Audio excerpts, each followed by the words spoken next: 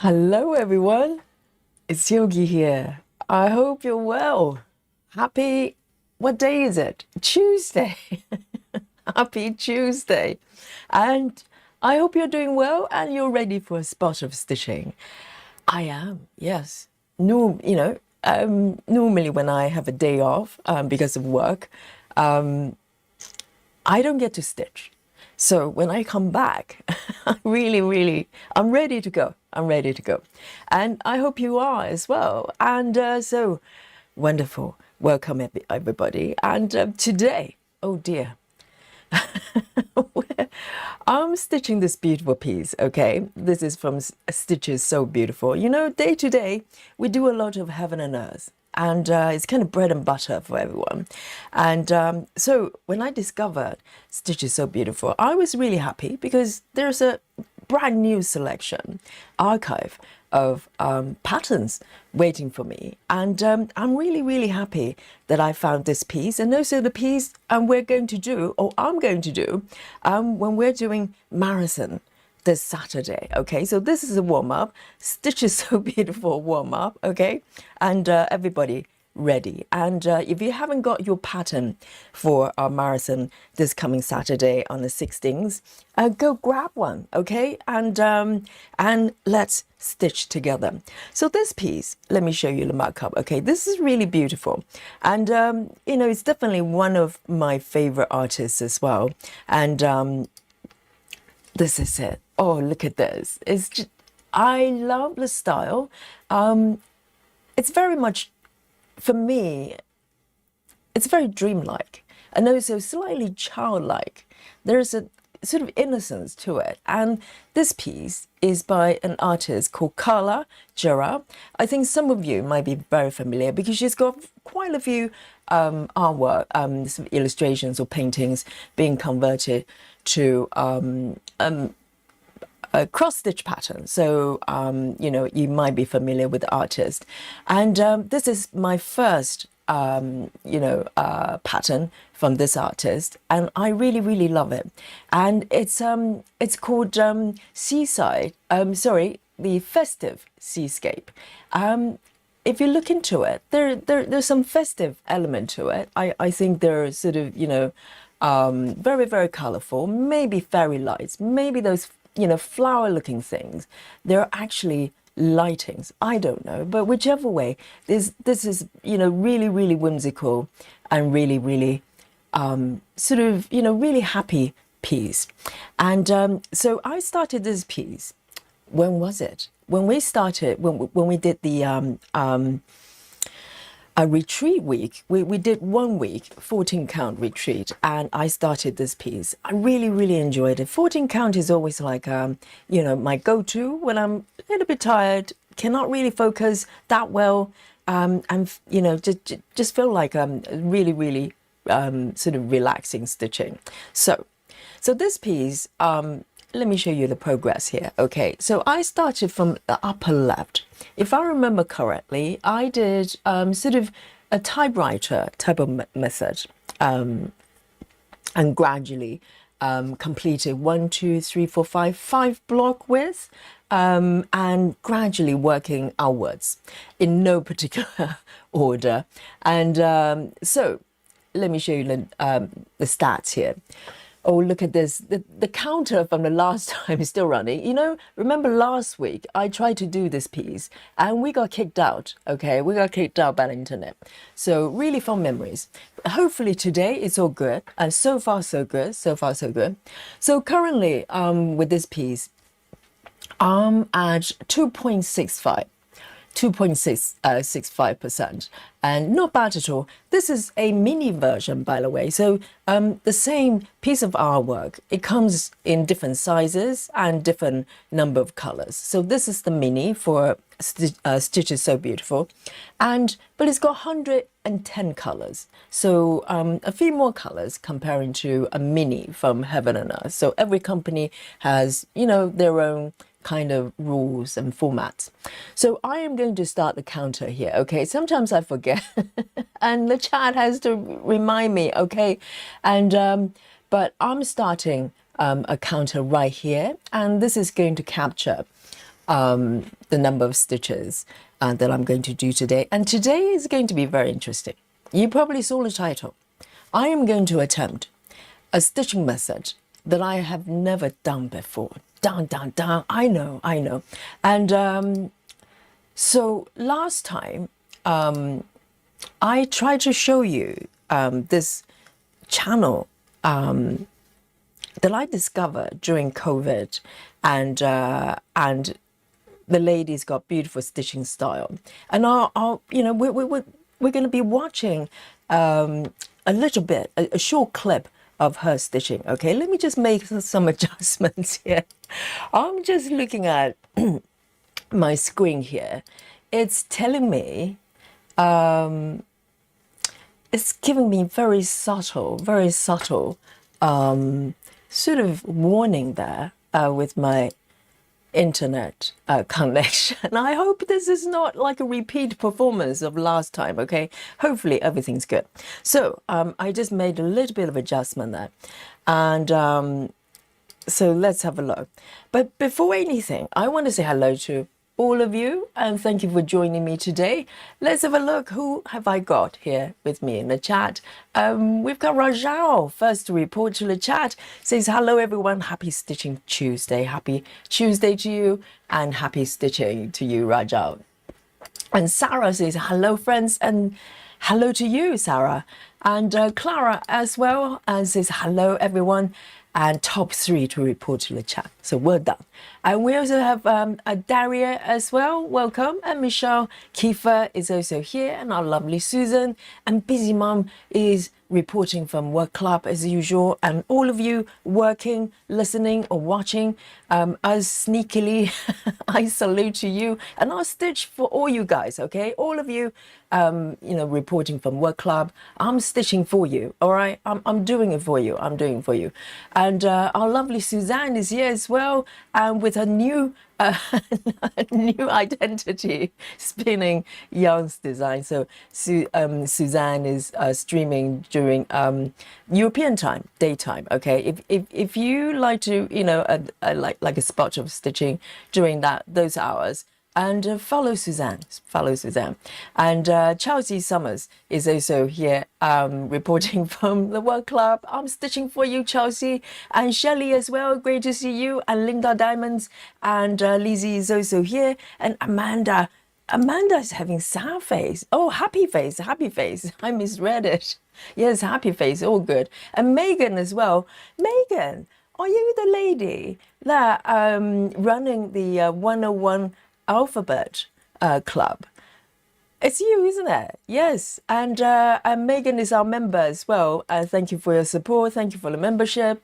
And yes, we can talk about 101 Alphabet later on, okay? And I'm very excited about it. And Michelle is also here from Work Club as well, Michelle. And I'm stitching for you too. And Gayla as well. And Kat is also here. And we have a new friend. Is it a new friend? French knot. Z, French knot. French knots. People have mixed feelings about French knots, but I'm sure this is the best French knot on the internet. Hello, and welcome. And Lefty is also here as well. And Love Drunk, great to see you. And Dawn King as well. And yes, Dawn has been having internet issues as well. But I'm just looking at my screen. It's looking good. And fingers crossed. And Rose as well from Work Club. And great to see you, Rose. And Maddie has also joined us as well. And Marilyn as well. Laura is waving at the chat. And who else have we got? Cedric. Yes, hello, Cedric, waving with both hands. And Dominic. Well, we have a lot of stitchers from Work Club today. Dominic is also reporting from Work Club. And Sherry as well. Hello. And yes, Megan, it's you. Yes, wonderful. I've joined your group. And Dana is also here as well. Oh, guys. Now, I have to recap what happened last week when we got kicked out, okay? So my plan was to to stitch this piece with this method, now I call Bluessu method, okay? The lady doesn't know. The lady's channel, let me show you right here. And we need to give her all the credit here. So I'm picking up this method, okay? Or the stitching style rather, from this lady. Let me zoom in a little bit, okay? And note that down and go to her channel. I've also got a link in the description as well, so you can just go straight there. The channel name is Bluessu Stitch Showroom, okay? I think this lady may be Korean. I'm not sure because I have commented on one of her videos and she replied to me with something that looks like Korean. So my guess. So if that's incorrect, please correct me. But I think this lady may be a Korean lady. But I discovered her channel back in 2003-ish. Not 2003, 2023 during COVID, when I was, head over heel, falling into the rabbit hole. Full coverage. I was looking everywhere and trying to learn, find tutorials and, seeking out people who did parking really. I was trying to learn how to park and I found this lady, okay? So if you look at her videos, the oldest videos, it was back in, oh look, that looks like Korean, right? Laura can read Korean. I don't know what it says, but the oldest video is 8 years old. So when I found her, I think it was during the period when she wasn't creating content. And I remember the videos I was watching, they were already a few years old, like at least a couple of years old. But I was fascinated by her style and you're going to know why. So I am going to show a very short clip of how she stitches. And basically, I want to kind of summarize why I'm so fascinated and how she does it. Okay, I'm going to just play a little bit. Her videos, there's no speech. And sometimes there's sound, background sound, and some of them have sort of background music. So I'm going to mute the sound right here. So I'm going to, I want you to focus on how this lady stitches, okay? See if you can spot, kind of be able to recognize the method. So first of all, you're probably sort of impressed by how many threads, how many part threads she's got on the screen, and they're kind of everywhere. So this is why I was so drawn to her.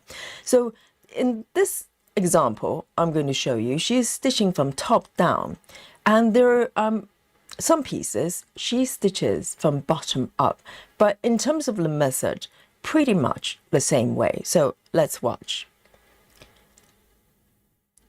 Okay, so you can tell just by the formation of the stitches, she's kind of easing away from the edges most of the time. And then she parks, but she parks with sort of half stitch. So she will park with one leg already stitched. I've seen people doing this. I've heard of people doing this, but she's doing this with every single part threads. And she's got the thing about using the pen to tease the threads, which is quite unique. And the way she does her crosses, she's actually doing the opposite way from me. Let me just zoom in a little bit more, okay, so you can see. She does her first leg, how I do my second leg. So opposite direction, but other than that, no problem. And she will use a pen to tease out the thread she wants to do. And I think she will only pick the threads. They're attached closest to the edges. So she doesn't start floating away when she change colors. I think that's her rules. And she would, when she picks up the part thread, she would do the second leg, okay? And then keep going. But she doesn't float very far away. she would, I think maybe about a block away, no more, from the look of it. Maybe sometimes there are a couple of them kind of almost 2 blocks away, but other than that. See, she uses her pen. I don't know why she does that, because normally I use a needle and just, you know, if you use a pen, wouldn't you like write, you know, mark on the fabric by accident? So can you see that? So she's, I think she would pick the, well, when she changes the colors, she will pick one that's the closest to the edge and then start stitching and then park about, you know, a block away. But you also notice she just did an ending, thread ending there. Let me just go back. Can you see that? She would end with waist ending, and she will pierce through the middle of the Ada and cut off and just leave it like that. That's it. That's it. And her thread ending is kind of blending into all her past threads. So it creates this kind of slightly chaotic looking situation here. But you can tell this lady, she's not phased at all. This is by design. She does it this way. She doesn't try to tidy it up or do anything in particular. She just leaves it there. And also the tails as well, she would just leave it there dangling, you know, in no particular way, and she just keeps going. And this is why I was so fascinated by her method. Well, I don't know whether I can call it a method. It's more like a stitching style, because essentially she's doing a very short distance cross country and then park. That's it. She's not doing anything kind of out of ordinary, but it's her style, the way she manages her threads and her part threads and the way she ends her threads. I am totally fascinated. I'm totally fascinated. So today I am going to attempt to do it her way, because it just looks so relaxed. And she's, you know, because sometimes we see stitchers, they're so neat with everything lining up, no names. Okay, some of you aliens in the chat there, they're so neat. This is the kind of pole opposite from that. And I love it. I really love it. My style is somewhere in between. I cannot be super neat, but whether I'm able to stitch like this today, I'm going to find out, because this is like so relaxed, you know, just leave everything dangling there, not a care in the world, and I love it.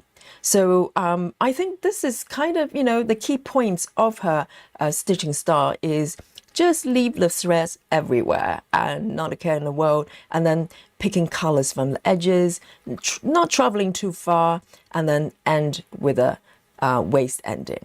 Okay, so I am going to end her clip here. Maybe I can go back and review in a bit if I need to.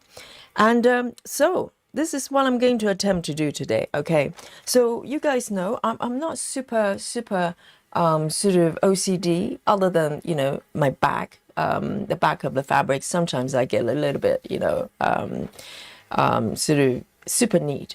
But other than that, I'm quite relaxed, aren't I? So, Laura, look at Laura. She's bracing herself already. You never know, guys. You need to give it a try. You know, when I saw the way, when I discovered her channel, and then somehow I lost the link. I lost the subscription. I don't know what happened, and probably because she stopped making content. Sometimes I just do a cleanup of channels that you know, they're not really producing content anymore, so I don't end up with tons and tons of subscription. So I've been, you know, from time to time I've been trying to find her, but it was actually quite hard to find her channel, because, you know, sometimes unless you're really popular channels, you are not really on top of the search engine. So I'm so glad that I found her, and she's still making content. Okay, she just made, when I found her, the day I found rediscovered her, she actually released a new video, so I was so happy. So you know, there are going to be more with her videos. The way she stitches, I can literally just sit there and watch. Just watch, just stare at the screen, and that's what I did when I first discovered her. So let's go, guys. I need some encouragement in the chat. I know it looks scary, isn't it? But I think you know, I think I can do it. I think I can do it. So look at this piece here. So up to this point, I've been doing I've been, Lizzie say, not me. Well, you know, you never know. Busy Mom says, this is a little messy for me. Well, that's the fascination, isn't it? How does she manage to do that? And if you look back on her videos, even years ago, she never changes the way she stitches. You know me, I switch back and forth, you know, I try everything. But this lady, just like Gemma, they have one method, and Kamari as well. They have one method they love, and they just keep doing it. And this lady also, from the videos I've seen, pretty much all her projects that she's doing stitch with me with, they're all 14 counts from the look of it. They're all Ada. So so this is why I'm picking this one as well, which I'm stitching 14 counts with this one. So I think, you know, I need to follow the steps, you know. I think the first step would be taking my step one. Okay, let's do this. How's that? How did I do? I think that looks slightly closer to the method already. Let me just mess it up a little bit, you know, and this would be a good start. I think it looks great already. What do you think, guys? And so from here, no more typewriting, you know, and I'm gonna go the Bluessu way. So first of all, let me pick this one. This one's the closest to the edge. Okay, let me zoom in a little bit. So today I think I'm going to focus this 5 blocks here, and see how it goes. I think the lady normally goes one direction, maybe a little bit diagonal, but I don't think she cares. And maybe she's doing some form of color flow as well. And Lizzie says anxiety attack. Well, you never know. Do you not think it's really beautiful when someone can just navigate through, you know, so many threads and still knows where everything is? It's amazing. So I am going to pick this one. Okay, I've got my chart here, and let's go. All right. And I have not, you know, worked on this piece for a little bit, so I really need to give it some love. So this is my first color, which is 310 actually. This is 310. So mini cross country, not wandering too far, and then park. How's that? I think she's I think she will park when the next stitch. I'm trying to figure out how to move through, because from her work I have not seen that many stitches kind of, you know, far away from the edges. I think this is more like I don't know what this is cross country, isn't it? So let me see how it goes. I'm gonna start conservatively, okay, and then gradually move forward. So this is mini cross country, so it doesn't matter if it's boxed in. And the thing is, I think most important for me is to remember to do one leg when I park, because, you know, I never do that. So I would like to try. And I think, if I remember correctly, when we talk about people parking by stitching half stitch to secure it, I think, of course, it's probably more secure, and also it looks different from the, you know, all the other stitches.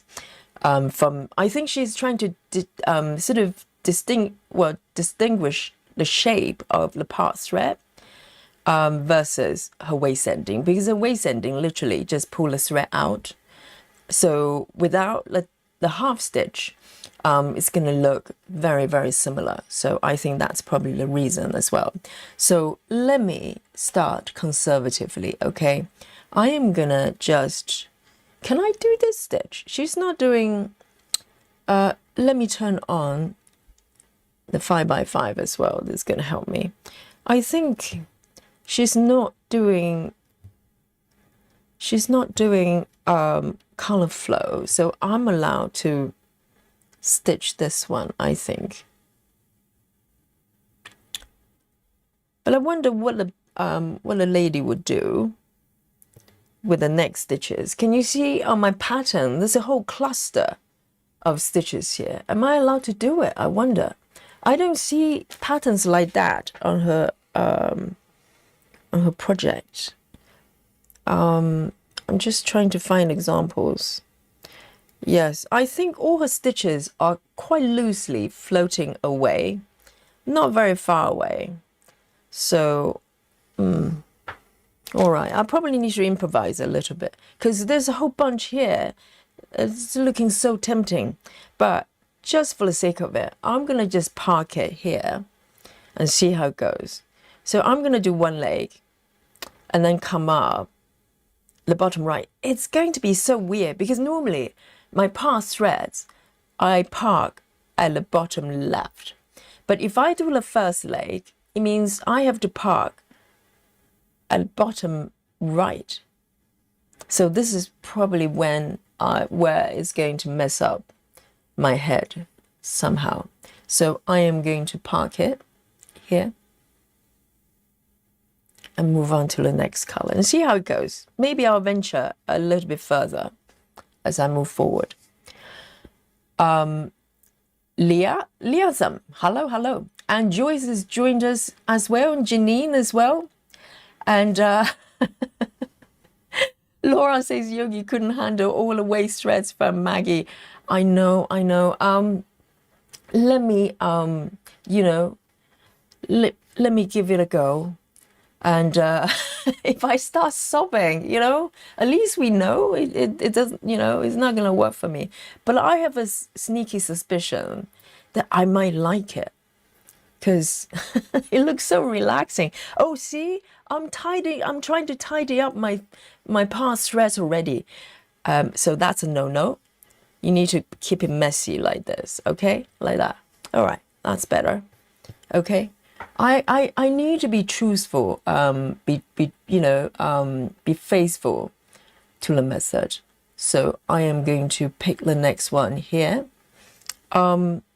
Right here, the next color I am going to stitch is 3371. 3371. And guys, well, yes, I get sort of, distracted totally. Let me know what you're stitching today. I would love to know. And anyone is, in the chat or wherever watching, anyone is brave enough to try this method with me. Who knows? Maybe someone's watching and go, wow, that looks amazing. Let me just do it this way. You can do it right now, okay? You can switch to this method right now and we can, stitch together. 3371, 3371. And 3371. So I'm going to take one thread over here. Oh, I've been wanting to try this for ages. Yes. So I'm stitching 2 strands with CXC, by the way. So all the part threads are going to be quite fluffy.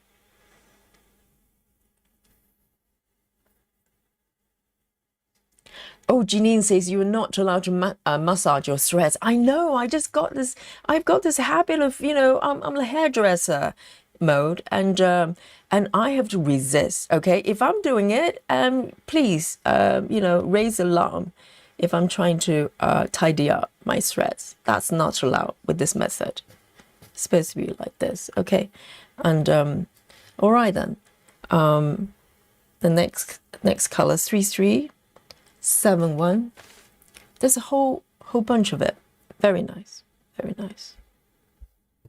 And so instead of trying to take it diagonally somehow, I'm gonna just stitch top down. And I think she does. Does she do Danish method? I think she does. I'm not sure, or maybe not, but I'm gonna do Danish here anyway. Doesn't matter either way, because there's a whole bunch of them here.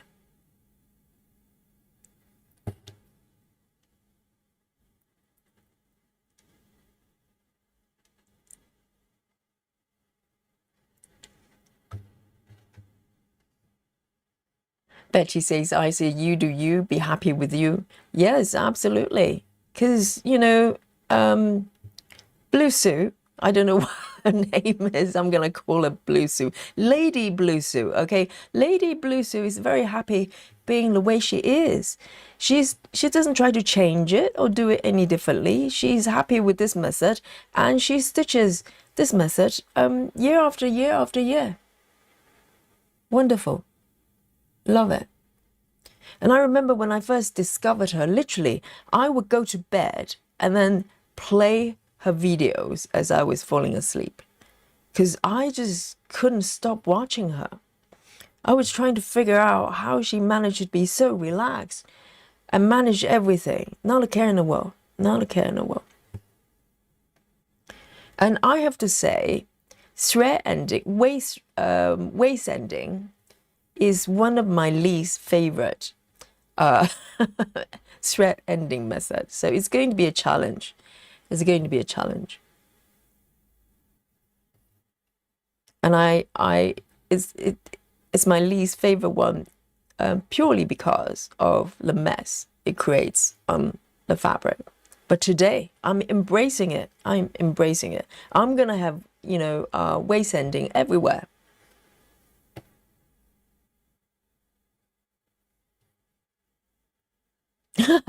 Choice.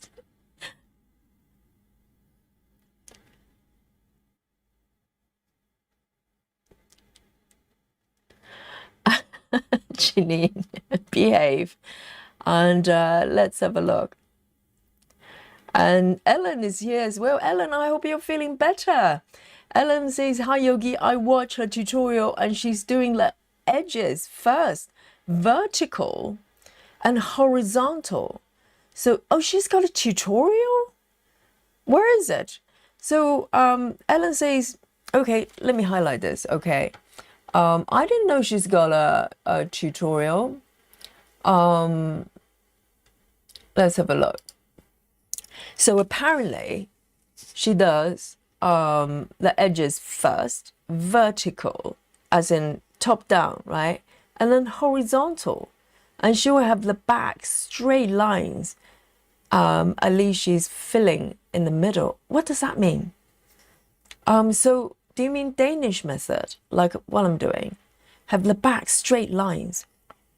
Because normally if you do Danish method, your back is really, really neat. You get those vertical lines. But I'm gonna just try to digest what Ellen's saying. Chelsea says, Yogi, is there a way on Saga where you can mark what corner you part with thread to help you out? No. So in order to recognize my part thread, I just have to look for the 10 stitches instead of looking at the corner, because, you know, the 10 stitch is going to look different from the 4 stitches. So that's the only way. But on Saga, I think the idea with Saga, with the parking symbol on Saga, is the fact that they assume that you would, most sane people will probably park on the same corner. So they do not have different symbols like pattern keeper where you can specify which corner, because in actual fact I don't know anybody would part at different corners for different projects, because that's precisely what you shouldn't be doing. You should be consistent so you don't get confused. But yes, so when I see stitches like this, I know that's not a stitch, that's a part thread. So I just need to kind of register that in my head. And Ellen says in the tutorial, she did like 3 stitches from the top, from the right top, starting horizontal and went left top of that block to stitch it vertical. I'm not getting it. Can anybody explain to me in sort of, for dummies? Because Ellen is too clever. So the way she explains it, I don't quite get it. So I know she stitches top down, and some pieces she's got sort of stitches on the left as well. But I don't know how she got there, whether that's a conscious choice or she just follows her colors or patterns. So I'm going to do, there's a whole bunch of stitches here of the same color.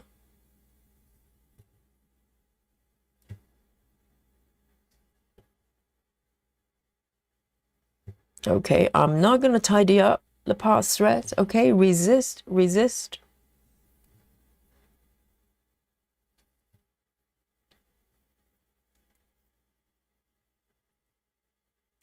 Lefty says, yes, you have pet them several times. I know, it's just muscle memory. I look at this, I just want to start to tidy them up. Resist, yes. And Needle, hello.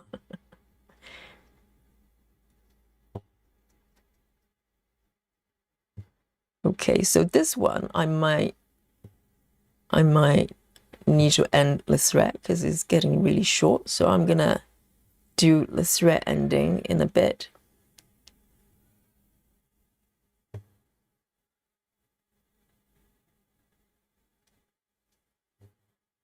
So let's have a look.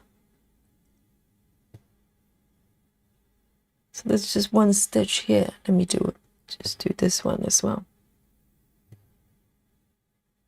I'm actually feeling really, it's quite freeing actually, because I don't have to care about, managing the thread. Oh, I have to be careful here because look at this.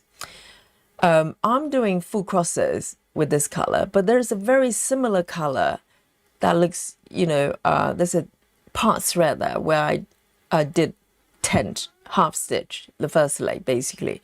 But as I'm trying to complete the second leg of my Danish method, I could, easily mistaken this as one of the stitches I need to complete. Okay, guys, I'm gonna do the waist ending. Okay, I think how the lady does it is moving just few stitches away. She doesn't go very far away, and then she will pierce through the middle of the fabric like that.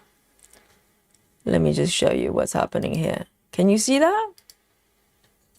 She would just pierce through, because normally in the past when I do waist ending, I just pull up through one of the corners, normally the bottom left. But she would pierce through the middle, maybe to make it more secure, pull it out, and then just do this. Right. All right. Okay, so it looks very different from the part thread. I think that's the idea. And because the part thread will have this half stitch already there, whereas the waist ending will not have that. I think that's why she does. Oh, don't touch it, don't touch it. Like that. Whoops.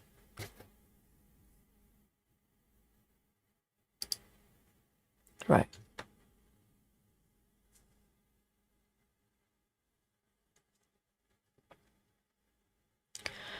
Susan's working on best friends, no messy parking. Thank you. And let's have a look. Spinning, well, it's not spinning, Suzanne. Suzanne says, I'm working on pricks everywhere from the Stamp Stitch Club. Very nice. Yes, they are everywhere, aren't they? And Joy says, I haven't got a clue what the method is. This is the message, Joyce. Can you not see it? This is the message. What do you mean? It's so clear to me, you know. Let's have a look. 1, 2, 1 under here. Why does it do that? Okay, these two, just these two. It's a message, Joyce. Dawn says, sorry, Yogi, I can't join on the madness. Do you not think it's really beautiful? It's like Picasso, you know, stitching message. Picasso in the stitching world. All right then. And I am going to move down here. So Ellen, where would you go? So if the lady is going top down, will she go up there? So from if I can sort of take a guess on what you're saying, she will go top down vertical and then go to the left. Is that correct? Is that what she's doing? So let me pick that one. I don't know what colors that is. I'm learning, okay? And Lady Bluessu, if by any chance you're watching, please come forward, okay? I shouldn't suffer by myself. Maybe, you know, you can provide some guidance. Oh, this one is only 2 stitches and then park. Okay, fine. It's slightly far away, but I think I can park. It's just 1 stitch. 469, 469. 469.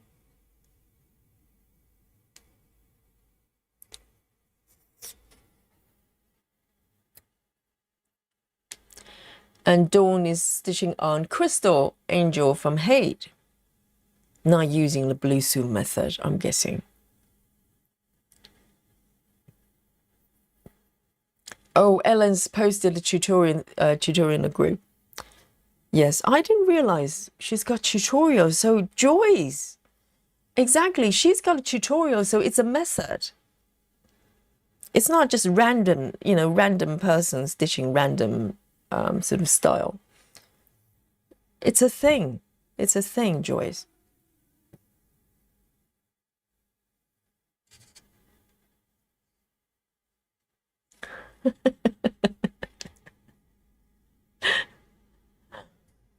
Ellen says at the back of the fabric she wants to have straight lines, so she must be doing Danish whenever she can, right? Because if you do full crosses 1 by 1, you're not going to end up with lines like that. Sometimes you do. So this one is only 2 stitches. I'm enjoying it. It's very freeing. You should give it a go, chat. You know, just look at me. I'm enjoying it. So I am going to do. What is happening here? Why is this stitch is coming off? Oh dear. Let me just park here and remember I need to do a half stitch.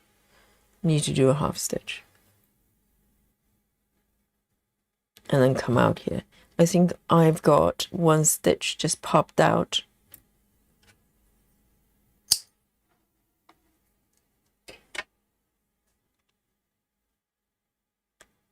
And I'm gonna erase that one. All right, so far so good. And no tidying, okay, just like that. Oh, that looks great. It looks almost like her work already.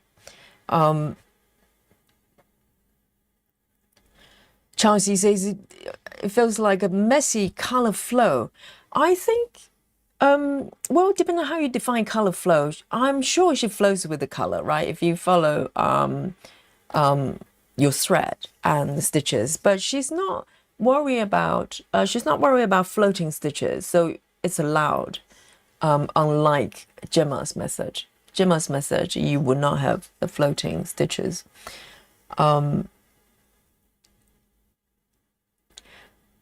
Lizzie says, Yogi, I'm going to sound like a mom now. Uh-oh, Lizzie. And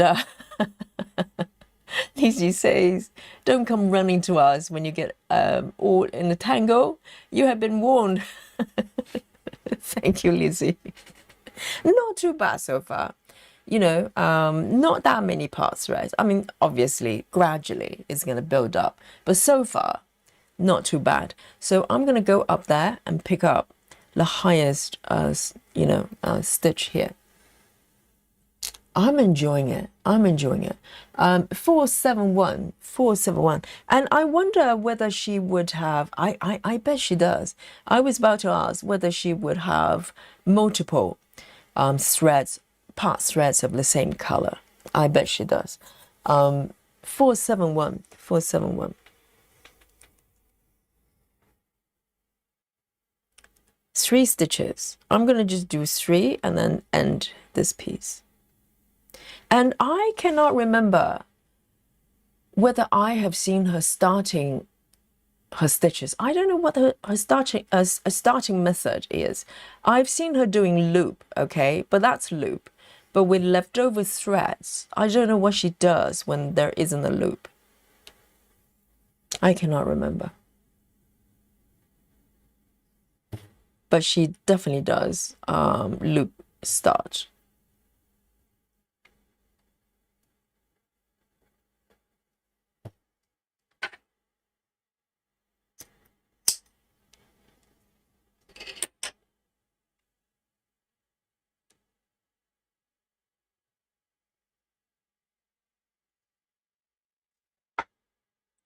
Rose says, step away from the thread. Yogi resists. No petting. I know, I know. I'm not touching them. I'm not touching them, okay?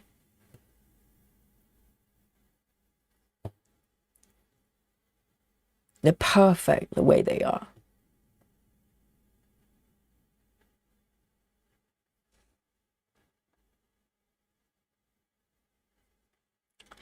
Chrissy, hello. Chrissy says, hi everyone. I'm finally back from vacation. Where did you go, Chrissy?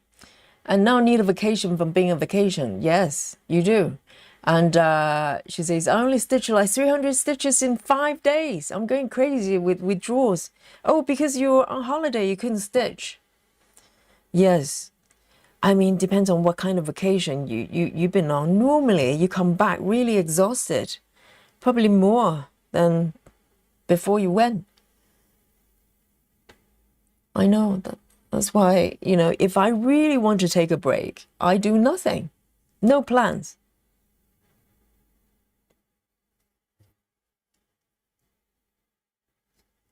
Oh, hang on. Muscle memory, okay? I wanted to end this thread and I just went and did a tuck in. Oh, let me stop right there. Stop, Yogi. No, waist ending, okay? So I am going to take it, let me see where will be good here. So I need to pick a spot where the thread underneath is going to get stitched down properly.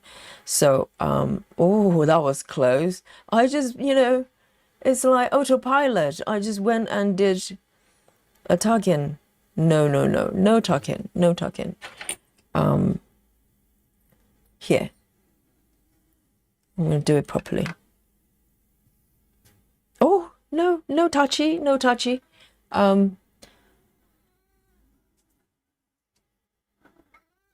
Oh, Lily, what's up? Hang on, Lily wants something. Give me a sec here. Give me a sec here. Let me tend to Lily here. Hang on.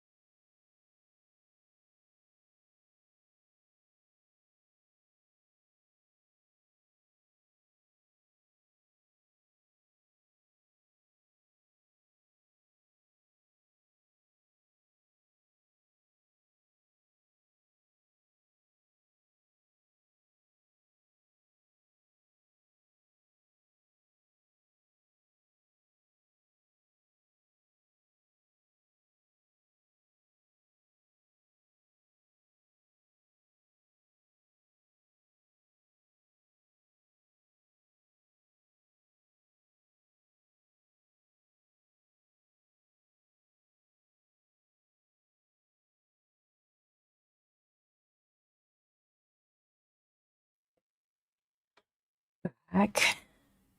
Lily just wanted more food. I mean, he had some supper just a couple of hours ago.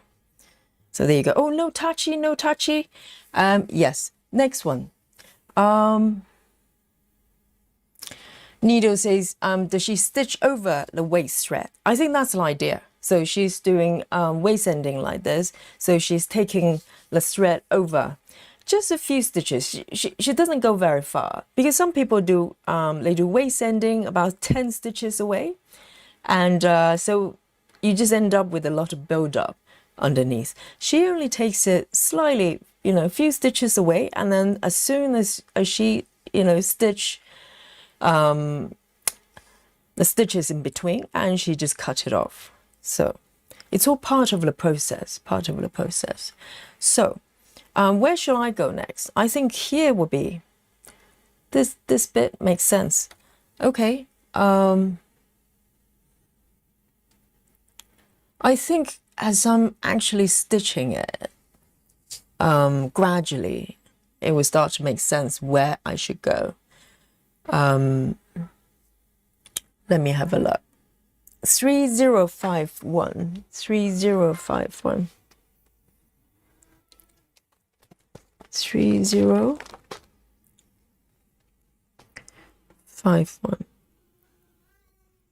Oh, Lily. Why are you just never happy? Never happy. What's up, babe?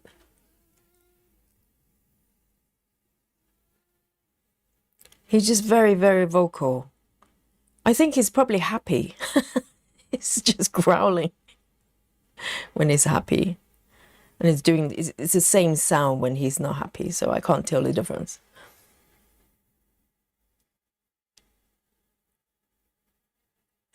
Oh, Ellen has a dental thingy. No wonder you're tired. Did you have to go under? Oh. Have a proper rest,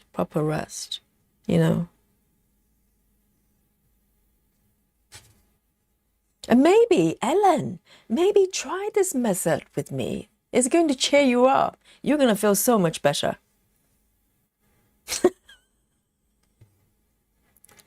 Honest.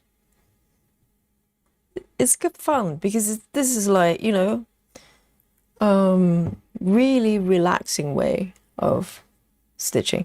I think I have not really figured out how far I'm able to travel just yet. She doesn't travel very far, but I don't know whether she's got some sort of hard and fast rules. Okay. So normally this would probably annoy me, but of course I'm doing the Bluessu way. I'm embracing the dangling bits.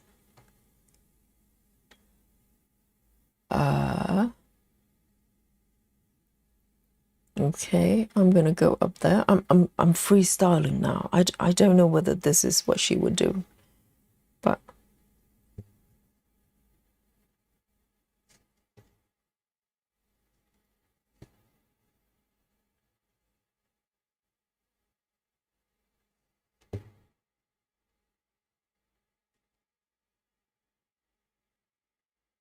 hi, Chelsea. Good to see you.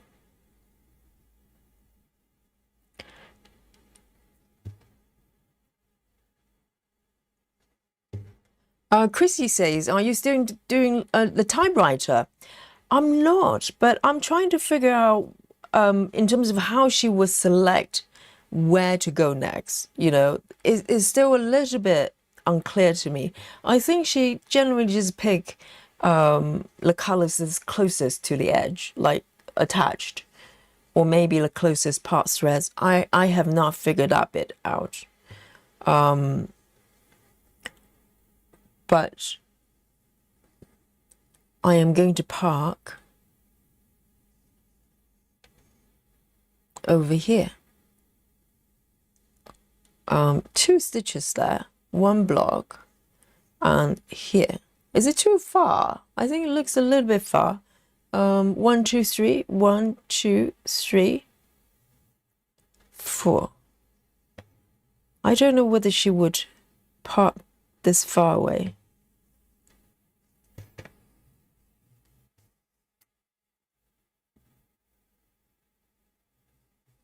All right, I'll probably need to grit one more row here.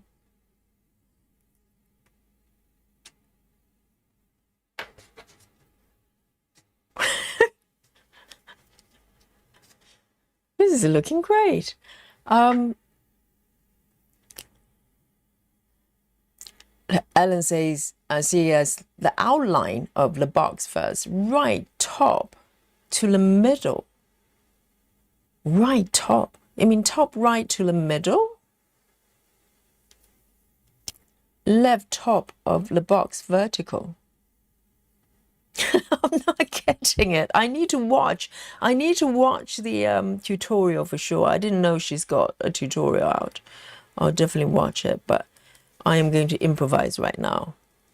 I'm going to just roughly going top down and see how it goes.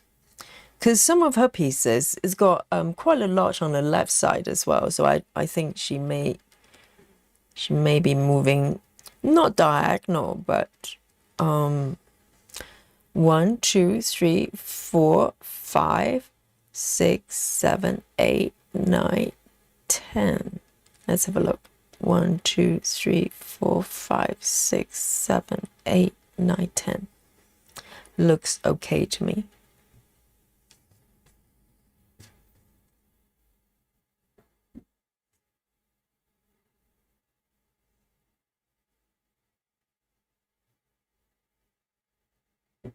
And I'm going to do 5 by 5 as well. 1, 2, 3, 4, 5. Oh dear. No.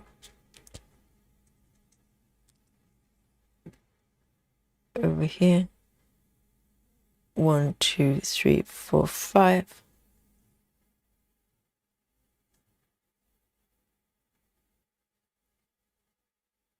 One, two, three, four, 5. Oh, and I also have a question.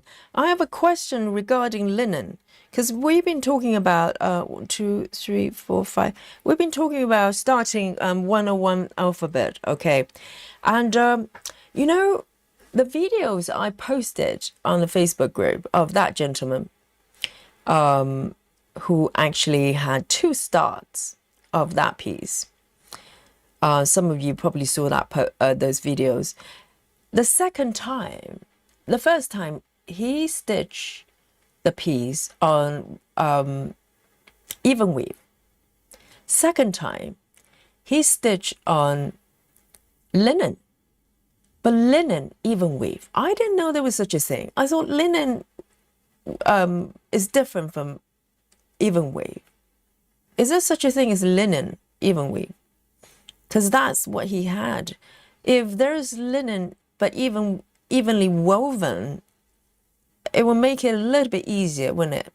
Because linen, in my mind, is tricky because the fabric just seems more delicate, but also if they're not evenly woven, it's kind of hard to read the stitches. So is there such a thing as even a linen even weave?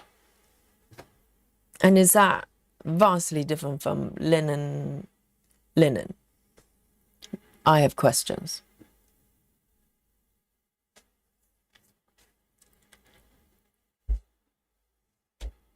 Amanda says, I can make straight lines doing full cross with English. You just have to follow the right path.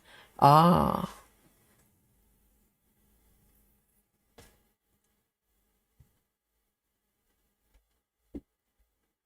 But it's quite hard with this type of pattern because, you know, particularly if you do cross country, you just go wherever you go.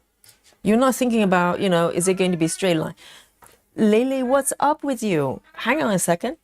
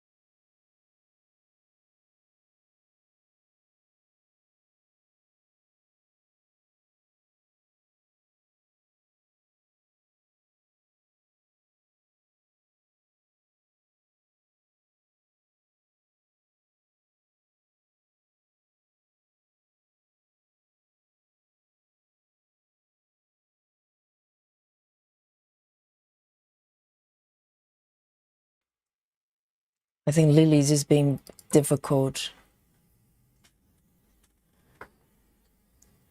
But I think he's a little bit more mellow now. Now he's a little bit more relaxed, knowing that you know, there's food, and he's allowed to come in when he wants. But still, he's just very territorial. Very territorial. Let me just mark this one as well. I think it's going to gradually make sense. I'm going to just pick this one actually.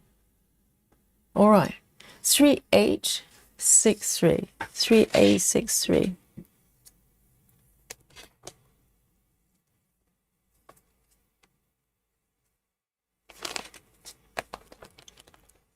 And later on tomorrow, if I remember, I'm going to post pictures of Oriole, my new friend, and pictures of Lily as well. Lily is really hard to take photos of because he's all black, so sometimes just merge into darkness. And so I'm going to post some pictures. And also there's another tabby as well. I think it's from the same household as Oriole. I don't know, just suddenly this place, you know, this house is like cat's favorite. Everybody wants to be here. You know, I go from Dolly, now I'm looking after 4 cats. It's very strange. And squirrels.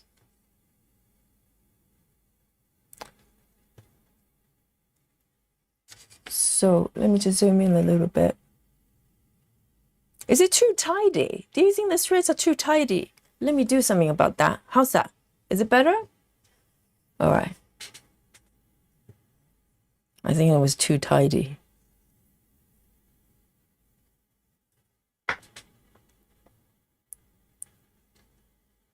Betty says there's linen with very big slugs. So when you say slugs, do you mean the space between threads, meaning white threads, and then linen, that's it, is more even, like both?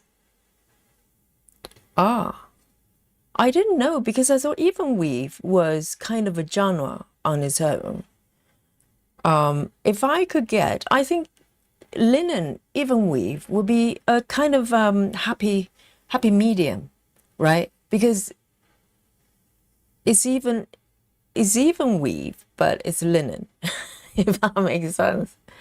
Oh dear, they don't make it easy, do they?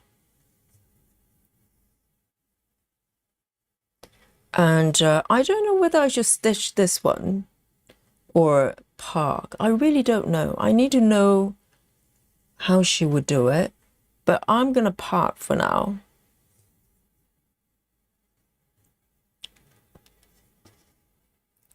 Because I don't know whether she would float her stitches that far away.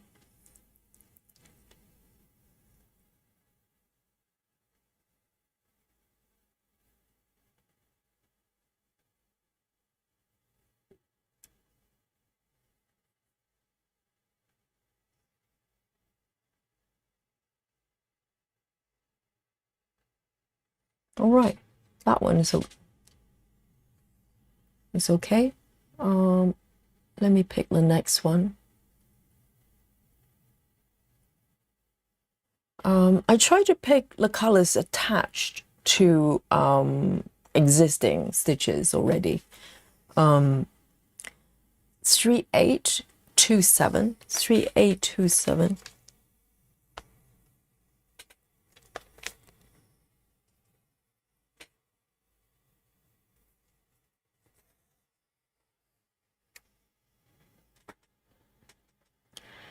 Lynn says, Yogi, next thing you'll be stitching on your head. Why will I do such thing? Lynn.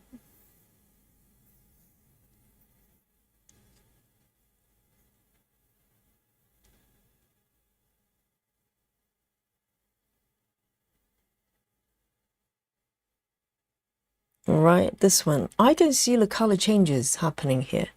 I think it's transitioning into something else here. And by the way, you know, I get distracted by the stitching method. I just want to take a moment to appreciate this beautiful piece.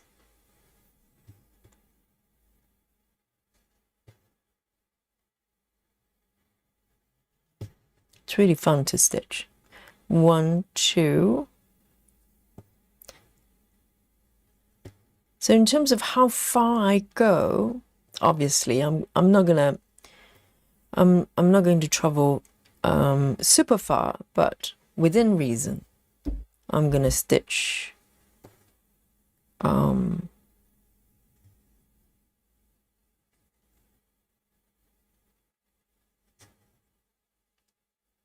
see, this bit gets a little bit tricky.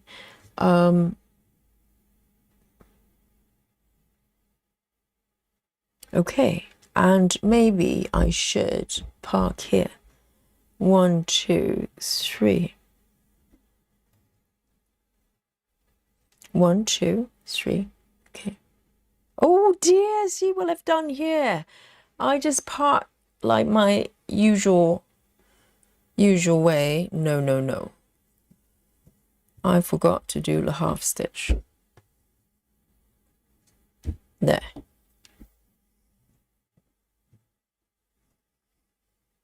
All right then, too tidy.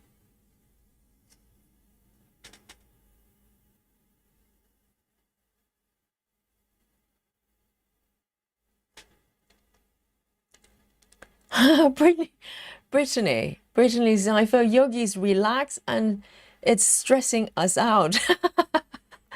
Oh well, you just have to suffer, I'm afraid. I'm quite relaxed. I'm quite relaxed. Yes. Oh, look at this. This is looking really nice. Really nice. And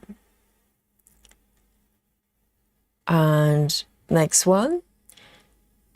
It's also a beige. Knighting. Oh, knighting. Oh, that's a sore point. That's a sore point. Do you remember what happened to my, thread knighting? Because I'm stitching with CXE and I don't have the first, 35 colors for CXE. So I blend in DMC. And remember the first session I did, I lost a whole bunch of threads there. And number 19 from DMC was one of them. So currently, I'm number 19 less. What shall I do? Because I only have one scan from my full set of DMC, number 19. And I lost it. Well, I didn't lose them. I didn't lose, the threads. The threads just left me. So currently, I'm not able to do number 19. I need to buy another one. Oh, note it down, or I won't be able to finish this piece. Unless the threads just mysteriously reappear. Okay, let's try this one. 3822.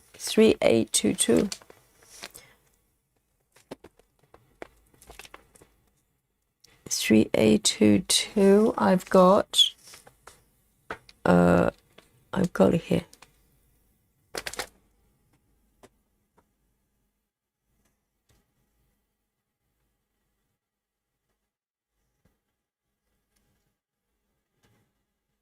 Chelsea says you've also missed the half stitch on the thread furthest right.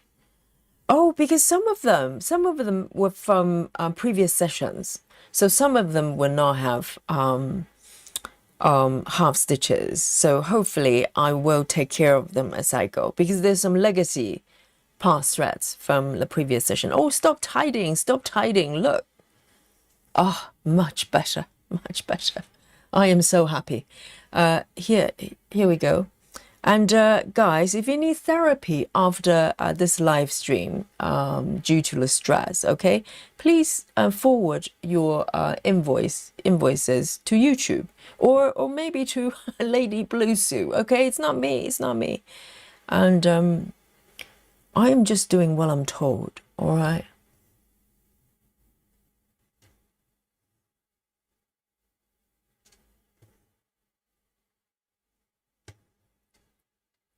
This is feeling good.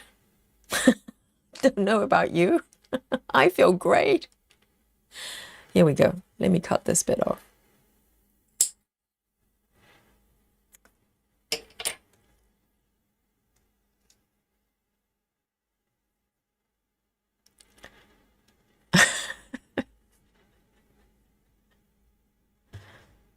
Let's have a look.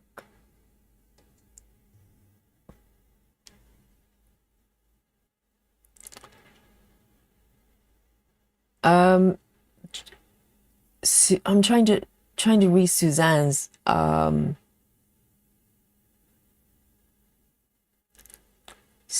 comments here.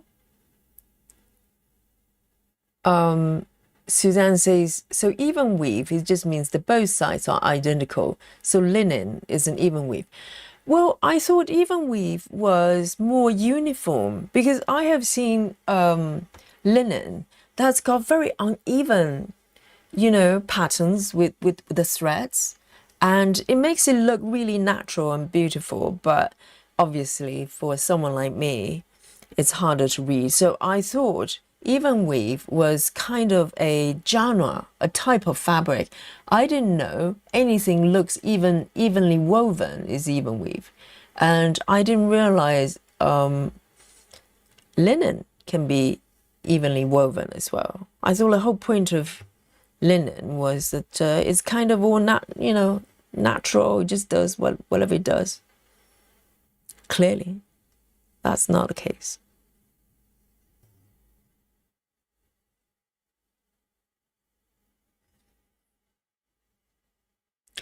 Chrissy says, you have 3 cats now. Did I miss something?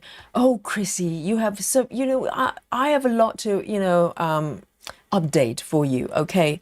The cat situation, you guys know I have Dolly, but, Lily has been around for a little bit. You're probably aware of that as well. And I've been going back and forth in terms of, what I should do with him.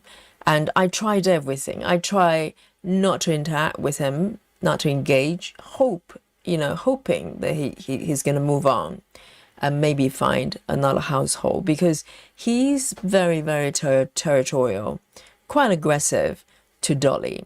He's mellowed a little bit now. He's mellowed a little bit for the last, couple of weeks. And, but that was the reason I thought it wasn't going to work. So I tried to not to engage with him probably for over a month. And you guys probably notice every time we stream live, you can hear him meowing from the outside as if, I abandoned him or something. And so eventually, after over a month, it's just not working. I knew he wasn't leaving. He's made up his mind, and he wants to be here. So gradually, the recent maybe 3 weeks, I've been occasionally let him in to see how he responds to Dolly and everything. And so that's the situation. And now I just let him in and out whenever he wants. I don't know what to do anymore. And but the other 2, they're brand new. They just suddenly appear into my universe. I think it's, I'm pretty sure this world is probably simulated. Whoever's doing the simulation just decided to add 2 cats in the neighborhood, and they both like me. Particularly, who's that? Particularly, oh, now this is tricky. Look, I always park at the bottom left. So when I look at this stitch here, immediately I thought there's a part thread already, but this part thread belongs to the next stitch, the stitch next to it. So what I'm going to do is I'm going to just, in fact, I'm going to just, oh, this is tricky. Okay. In this case, I am going to just end this thread because it's quite short anyway. So I'm going to just, yes, I was talking about the other 2, Oreo and there's a tabby as well, really, really cute. I think both of them are very young, not kitten, maybe just out of kittenhood. And I think whoever's running the simulation of this world just decided to add 2 cats. Someone just press a button and go, hey, 2 more cats for Yogi. And they just suddenly appear in my neighborhood and in the back garden. And they're both so affectionate, but very hungry. Both are very hungry every day, and they will come. I think Oreo came in first. Oreo is a black and white tuxedo cat like Dolly, just like Oreo cookie. So I call it Oreo, and the other one I think is a female cat as well. And both of them are neutered. I think both of them are neutered. That's why I think they belong to somebody. And they're too well fed and well groomed to be strays. And they know each other, those 2 cats. I think they're from the same household because they both appeared around the same time. And yeah, they just become the daily fixture now. They come in, have food, and particularly Oreo, he is so sweet. He would snuggle with me. Dolly wouldn't do that. Dolly is very independent. So I'm totally like, you know, I just can't resist him. Her.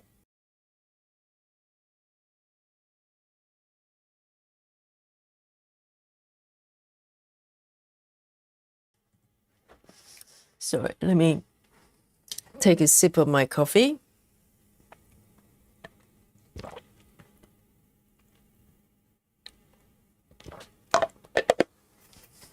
Oh dear.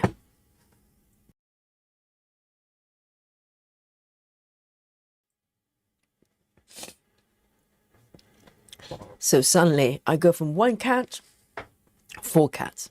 Woo! No, no, no. Put them back. Put them back. Yeah.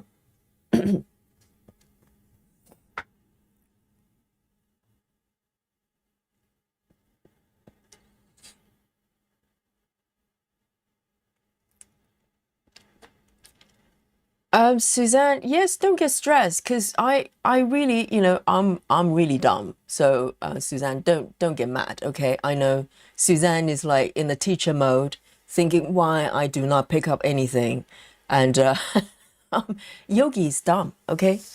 Remember that. 337 what?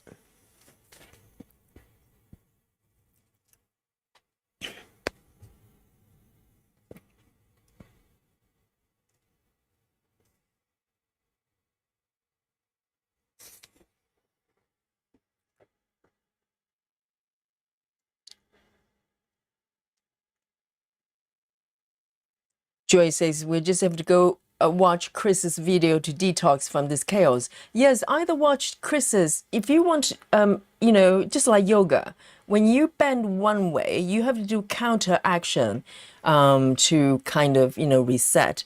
So either watch Chris's video or Joy's. Joyce's video is super therapeutic if you want to recover from this, okay? Just a suggestion. Life is all about balance.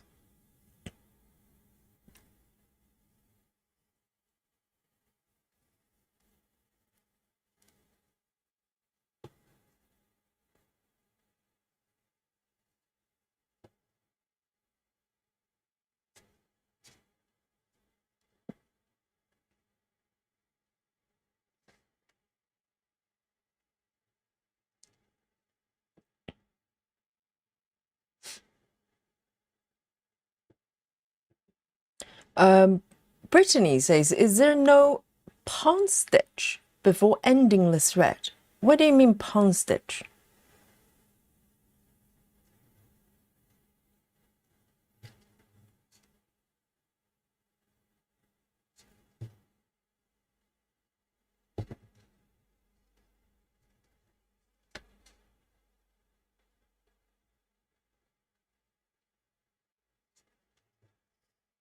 Okay.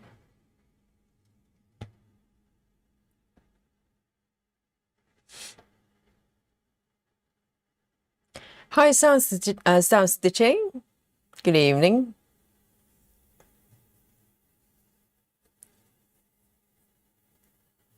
Oh, pin stitch.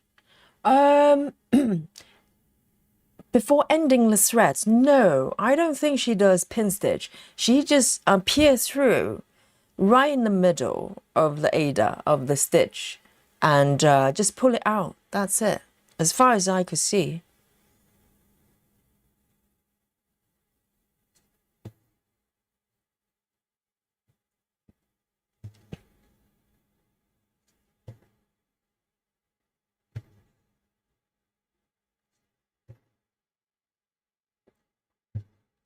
And so far, I haven't got that many thread ending, waist ending bits.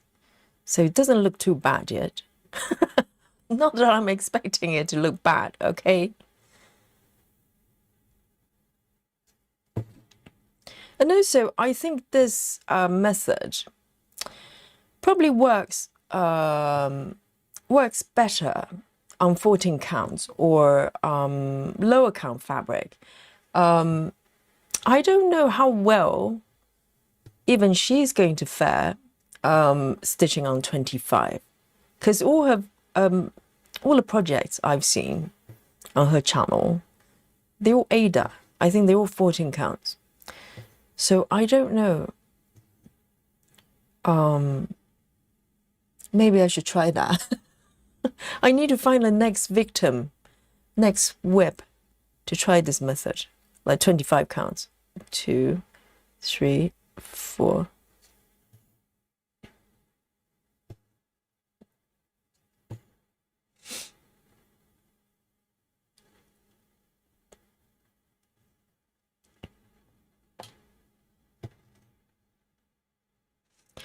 And yesterday I was also trying to browse the try to look up fabric for 101 alphabet.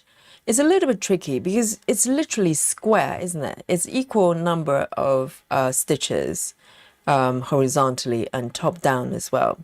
And with the vendors that I've looked up, they're all pre-cut fabric. So in order to have enough for the height and the width, literally the price is double because of the ratio. I can't really find one that's kind of just precisely that size. Most of them I have to double the height in order to have enough for the piece. So the price of the fabric kind of ended up just doubled because of that. It's a little bit tricky.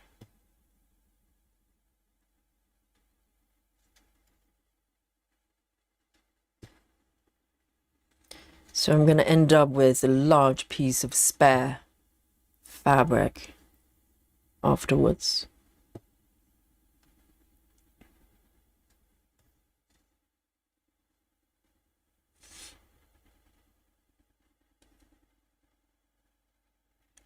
Amanda says slubs.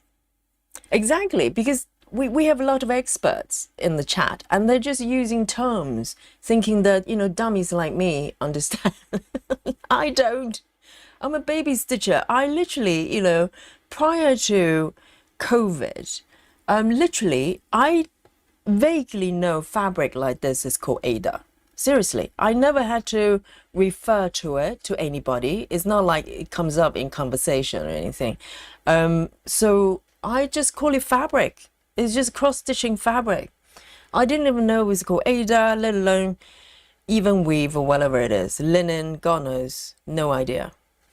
So I pretty much just, learned majority of what I know now, which is not a lot, in very recent few years, maybe 3-4 years.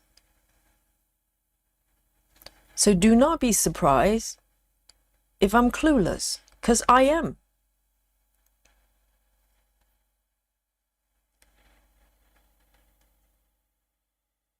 Whoops, this bit got stuck.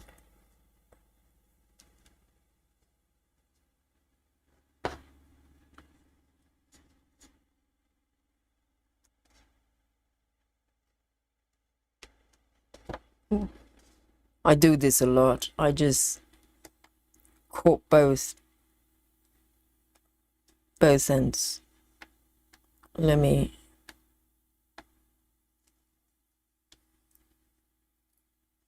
There you go.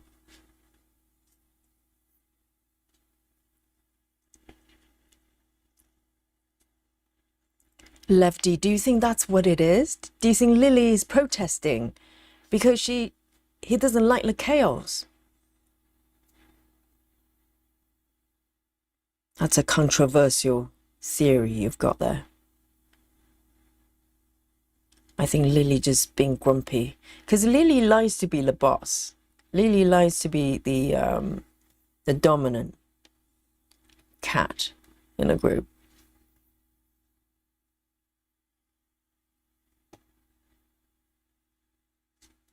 All right, this one. So this is how she ends, okay? So she just picks kind of a few, just moves a few stitches away and just pierce through the fabric, through the middle, and just pull it through like that.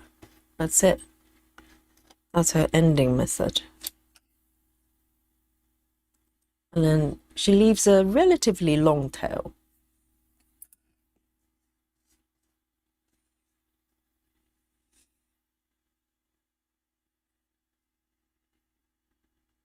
Hello, Rachel.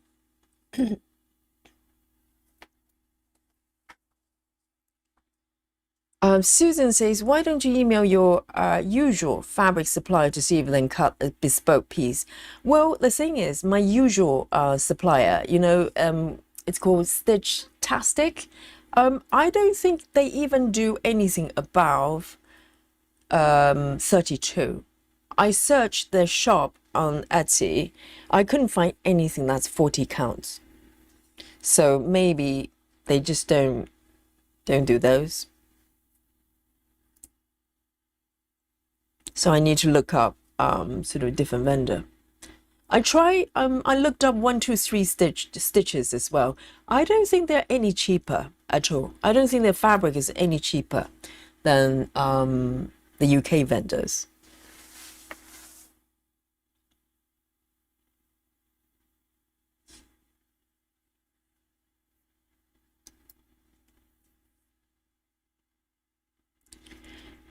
Suzanne says, what's the dimensions of the fabric you need for ABC? Oh, you mean for, I think ABC is a different piece. It's from Rosewood Manor as well. But the one I'm doing is 1-to-1 alphabet. It's quite large. I'm not sure if I calculated the fabric correctly. I think for 40 counts. Joyce, am I correct? 40 counts.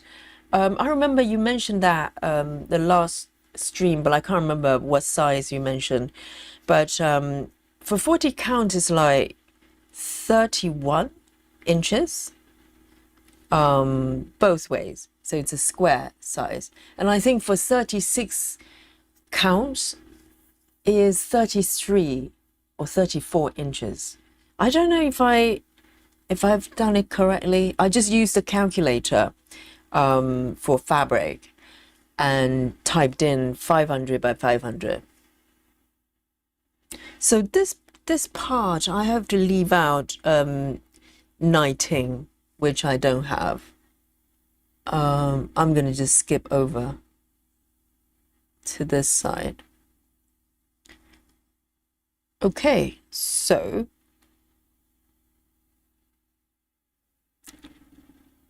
I'm gonna do this one. One stitch. Oh dear. A lonely ninja here. 163. Do I have it? 163. Yes, I do.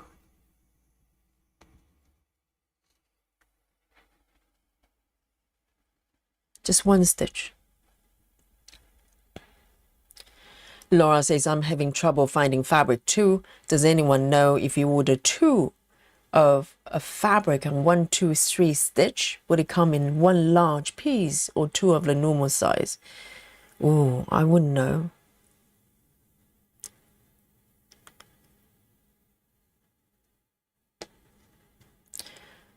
Most pre-cut pieces, they are kind of landscape shape, if you know what I mean. So the width would fit, but the height wouldn't. So in order to make it fit, you literally have to double the size and double the price as well.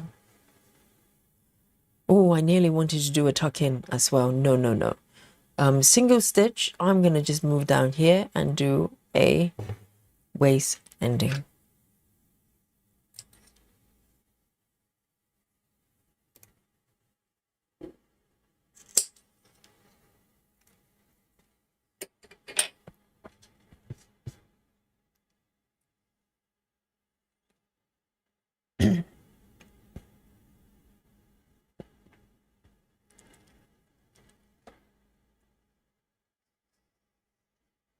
Lizzie says, has Dolly accepted Lily?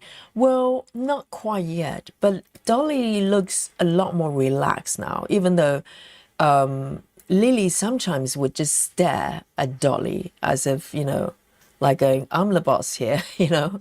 But Dolly's, you know, really accommodating. Dolly is really, so Dolly's not a problem. It's Lily that's a problem. Lily is just so bossy.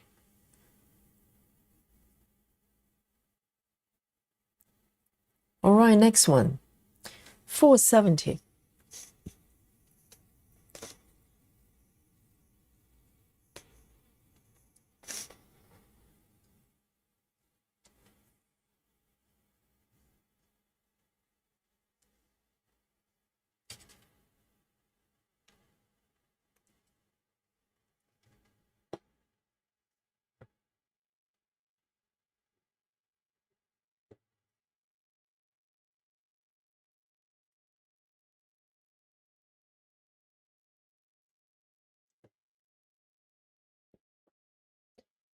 Chelsea says 500 stitches at 40 counts would be 12 inches without access. Is that correct? I used a fabric calculator. It came out double of that size. So it's 500 by 500. But it's a sampler, so I don't know whether that makes any difference. So it's I used the fabric calculator and it came out as 31 by 31, roughly.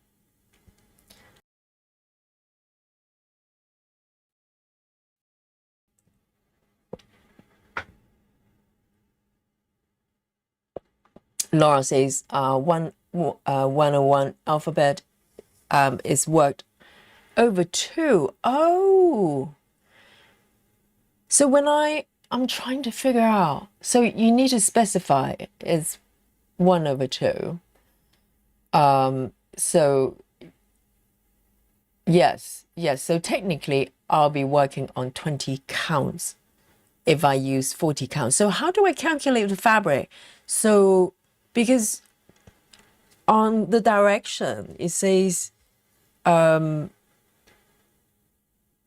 500 by 500, but that's based on the actual stitches, not the factors 1/2. Oh dear, my head is spinning.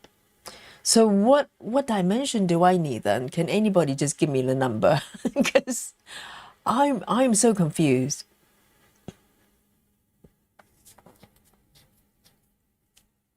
So Suzanne says it should be 80 by 80 with some margin, with about 8 centimeter margin. So that works out about 30, right? 31 inches, no? Because I remember I converted it into centimeters. It's about 80-ish. So that may be correct. Yes, it's 2/1, 2/1. So, All right, so this one I am going to do a waist ending as well. So now slowly building up the waist ending tails, and it's looking more and more like the Bluessu lady's piece. Look at that. She doesn't care. She's like going, oh, who cares? Even though, like, you know, bits sticking out everywhere. I'm relaxed. Yes, there you go.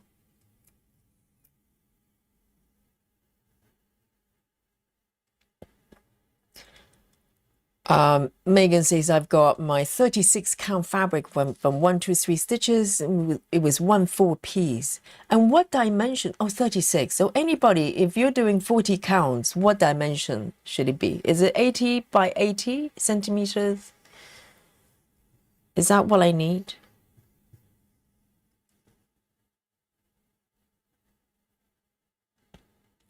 Okay. 471, 471.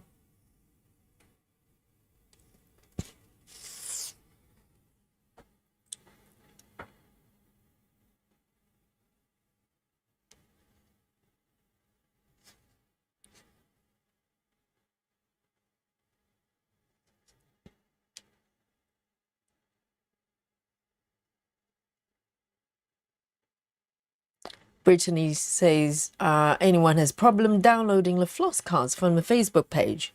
What floss cards? The ones that I created. You should be able to just unzip it.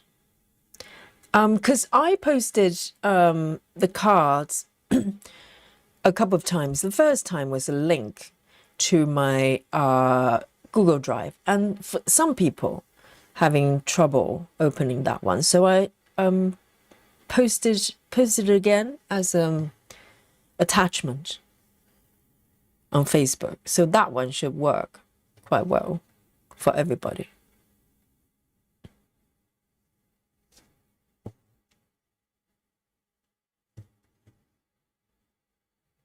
Oh, I know now. Yes.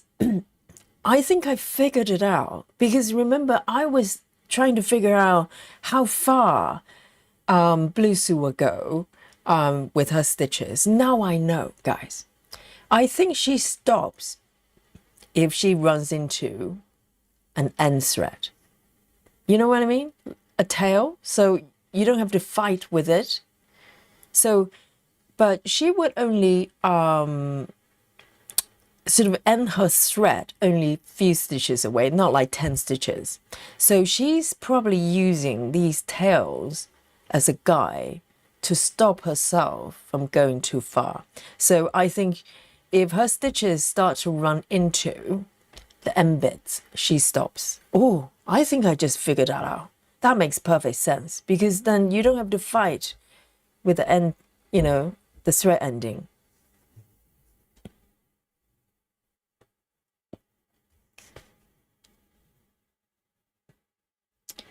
Suzanne says, for 20, oh, so for 18 counts, 36 counts, 86. So 80, about 80 sounds right for 40 counts, right? So that's about 30 inches-ish, I think.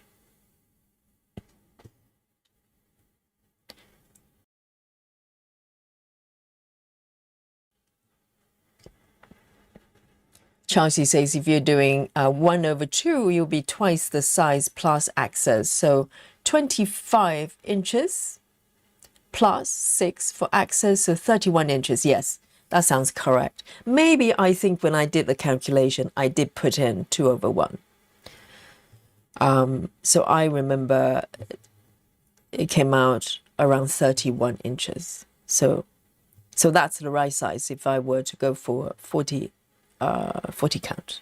I think I'm going to go for 40 actually, because just watching, you know, the guys, the gentleman stitchers videos, the second version just looks, the first one looks so big. It's just very big, and that's kind of not how I imagine that, you know, this piece would be. I just imagine, you know, all the stitches, all the letters would be Not tiny, tiny, but smallish, quite delicate.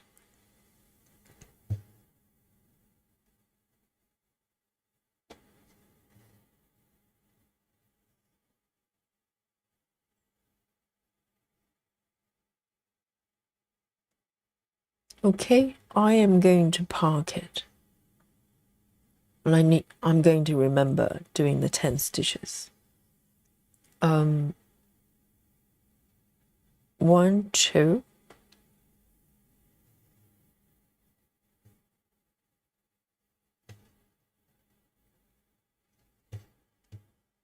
So every time I see a 10 stitch, I know that's a pass thread.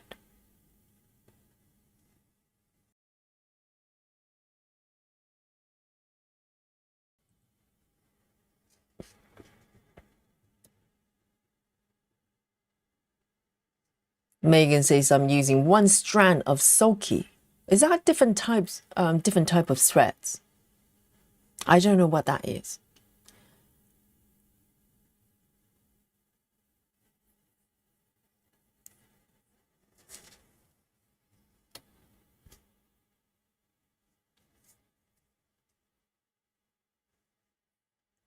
Joy says I also use a fabric calculator from a Dutch vendor called Sew It ID. You could try the website. Yeah, it sounds like 31 should be sufficient. Let me see.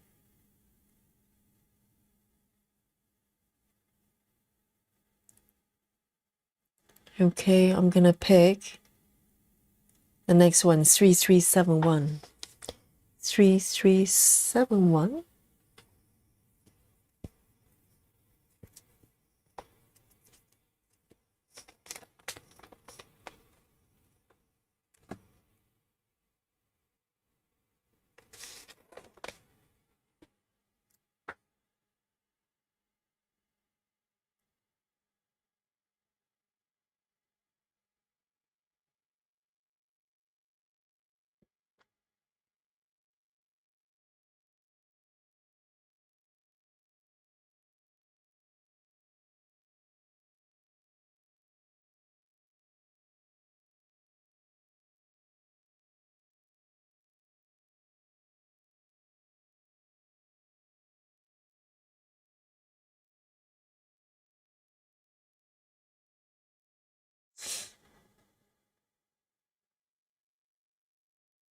Oh, thank you, Suzanne. Suzanne actually sent some info to me, I think, regarding the fabric. Thank you so much for being so patient, Suzanne.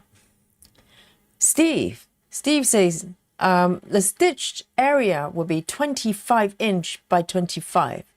25, so yes, so plus the margin, right? So I think for 40 counts, 31 should be plenty, right? 30, 31.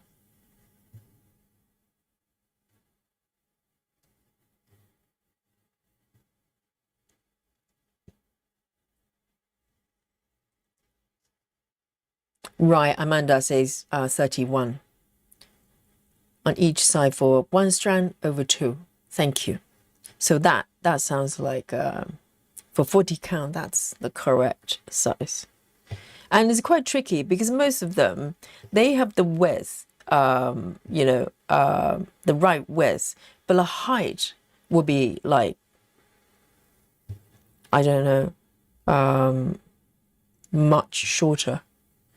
So in order to have the fabric that's big enough, I literally have to buy double the amount.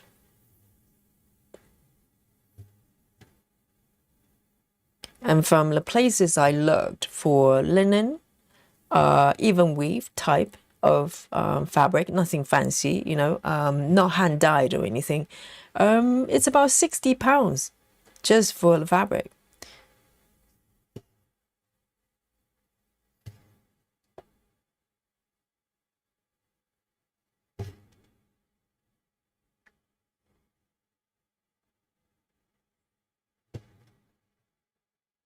I have to sew one of the cats, you know, maybe rent them out to neighbors.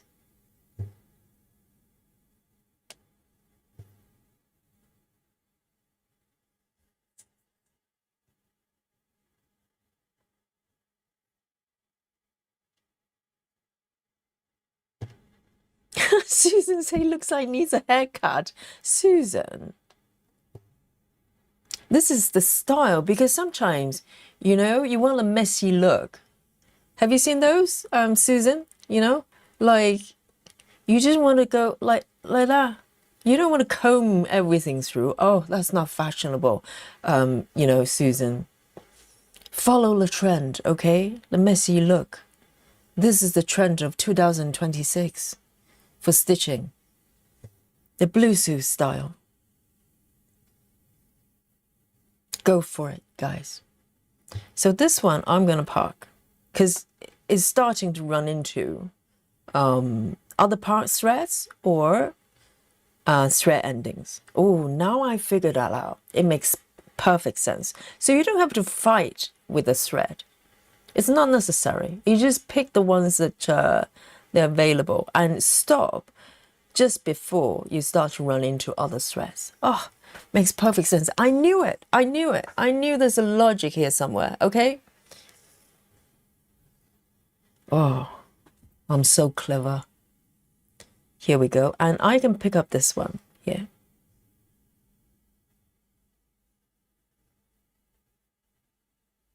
Okay, I just said I was a dummy. It's not true. I'm actually quite smart. I just figured this out.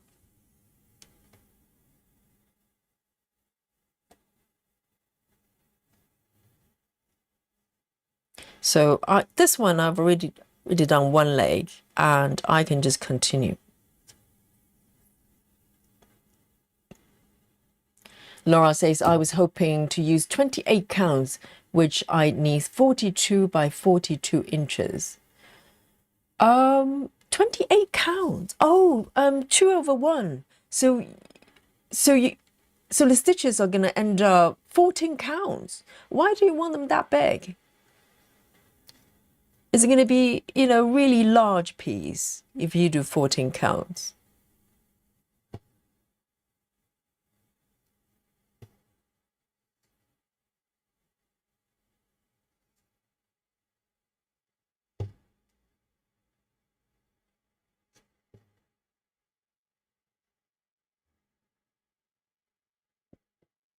And Chelsea says 31 inches is 78.7. So roughly, yeah, I like to be on the safe side. So I kind of just round it up to 80-ish. Michelle says, Yogi, please spell the floss. Michelle is literally begging, okay? Michelle. No. Michelle, not even for you, okay? I am going to be faithful to the method out of respect for the Bluessu lady. So, Michelle, you'll have to suffer, okay? Yes, along with the chat. I have to do it properly. This is my promise to the Bluessu lady.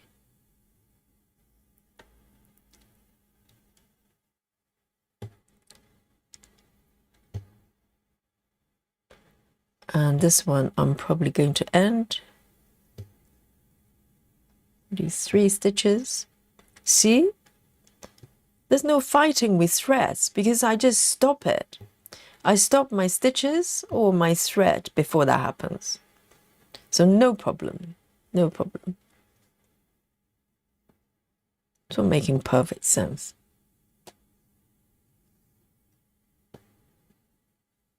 And I'm going to end my thread. Just take it down just about maybe 4 or 5 stitches, no more. And there you go. Beautiful. Look at that. Oh, who's laughing now? Me. And the chat is sobbing. But this is how it works, you know.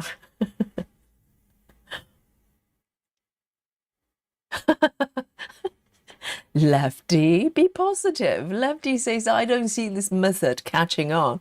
It's a fire hazard.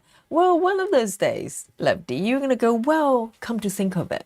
I think the Bluessu method just seems so therapeutic. You know, I'm just in one of those, moods to stitch this way. And you're going to try it and you're going to love it. Look at this. Ah, so good. Yes. And let's have. Oh, is it chocolate time? Is it chocolate time? All right, all right. We can have some chocolate and catch up. And hi, Jackie. Great to see you. Fire hazard. Jackie says, Yogi, who is this piece by? It's a pattern by Karla. Gerard. Yes, thank you, Susan. Oh, I nearly fell on my chair trying to remember. Yes, and this is from Stitches So Beautiful. Here we go. Okay, let me zoom out a little bit. Let's look at the, let's admire the situation. Okay, chat. Have a look at this. Look. Oh, in some way, the part threads kind of echo the pattern. Look at this. It's all come full circle in harmony. Look at this. This is meant to be. This is a perfect pattern for this. And let's eat some chocolate. Oh, I need some coffee desperately. Yes, chocolate time, guys. Let's have some chocolate. Look, oh, that's beautiful. It's not too bad at all because I haven't gone too wide. Okay, I think the Bluessu lady, she's gone, quite far to the right. So I don't know how I think she goes horizontal in some way and then come back. I don't know, but so far it's quite manageable, isn't it?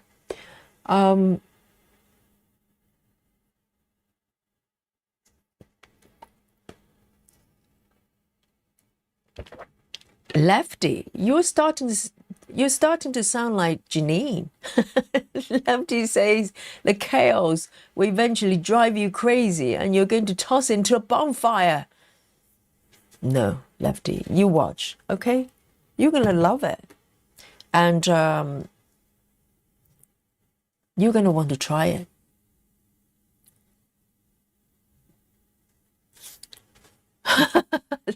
Maybe after some chocolate things will go back to normal. This is normal. This is a new normal. Look. And I'm going to have some chocolate button. Giant chocolate button. Yes.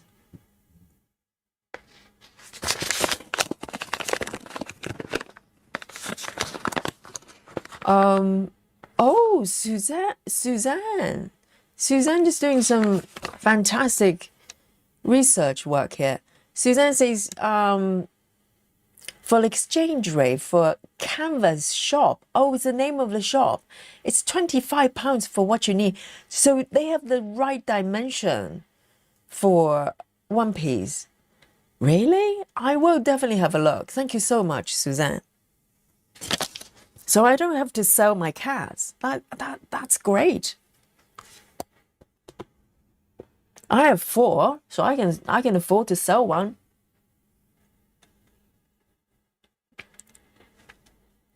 Ah, so it's only antique white.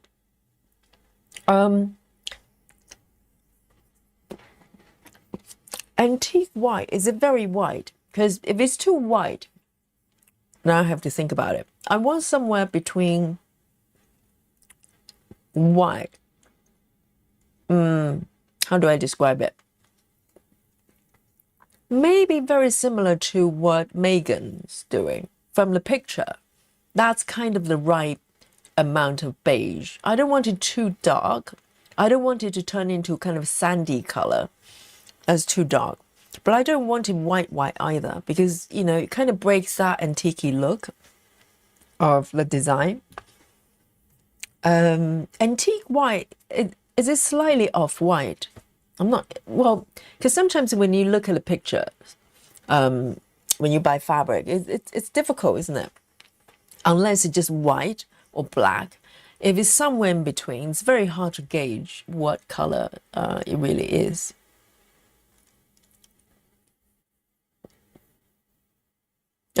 Laura, you're not going blind. You don't have to stitch 14 counts. Just in case Laura is going to stitch it in 14 counts, just in case, anticipating she's going to go blind at some point.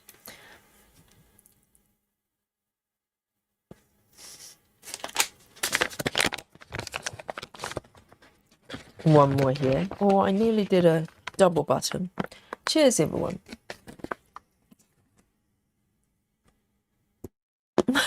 Susan, I need encouragement from the chat, okay? Look at Susan. That's not very supportive. Susan. Susan says 60 stitches. As many as that.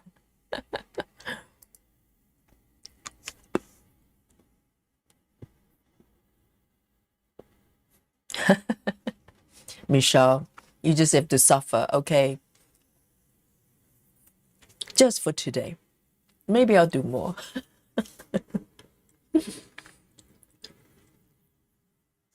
Stargazer. Oh, Stargazer is late for the party, you can tell. See? This is what happens when you're not here on time for the class, Stargazer.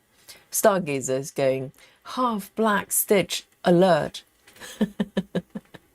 Yes, there's some stitches that look like 10 stitches, and they are. They are. You're not wrong. You're not wrong. But they are correct. Okay, Stargazer. Jackie says, when did you have 4 cats? I don't know. It just happened. Yes, it's a mystery to me as well. Just going from 1 to 4. I just have no idea what happened there. Steve, Yogi would just coffee diet. Yes, just, yes, I'm going to do a freestyle coffee diet. I'm going to just spill a bit of chocolate and, you know, just smear a little bit of chocolate and spill coffee on top. I think the fabric is going to look fabulous. Susan says, antique white plus chocolate stains. That's perfect. So I can probably just do my chocolate dye as I stitch, right? Because, you know, I don't have to, you know, do the whole fabric. It would just naturally happen. It's a natural, organic chocolate dye. It's perfect, Susan. You should give it a try. Suzanne says, I have antique white linen. It's very pretty. So it's not white, is it? It's not like the normal sort of even wheat white. And I would hate it if I order a piece of fabric that price and then receive it and not liking the color. You know what I mean? And buying online is very tricky with color fabric because you can't really be sure. Brittany says, so when you reach the giant wall of a waist thread, what do you do? I'm picturing Gandalf. Well, I think what happens is, okay, let me explain. I think it makes perfect sense. So I'm easing away from the edges. When I run into a part thread or end bits, I stop. Okay, so I either do I park it or I end it to create another thread ending. And then, and so on and so forth. So, you know, even if there's a, you know, really quite a few tons and tons of, you know, part threads and everything. If you look at the lady's web, it looks like that, but she's not confused. Look at this. Let me just scroll somewhere that's representative. Look at this, right? She's literally got threads everywhere, but she's sticking to the edges where she's able to stitch and stop where there are tons of threads there, or maybe cut off some of them and just keep moving forward. I think it makes sense. I think it creates a natural stop for you to wander too far.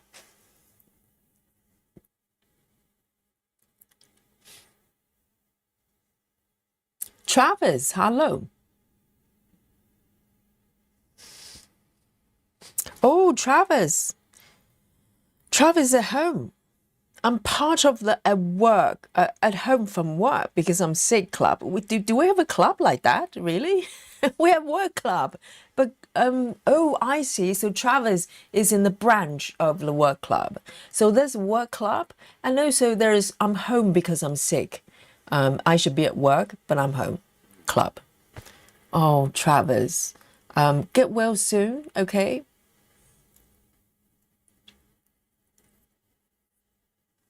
Okay, then. Let's get back. I cannot wait. Oh, the anticipation. Do you think it's too tidy? All right. Let me fix that. Here we go. I can see the order in everything. I'm not confused. I totally know what's going on here. All right, then. 310. Goodness. Yes, let's have a little bit of 310.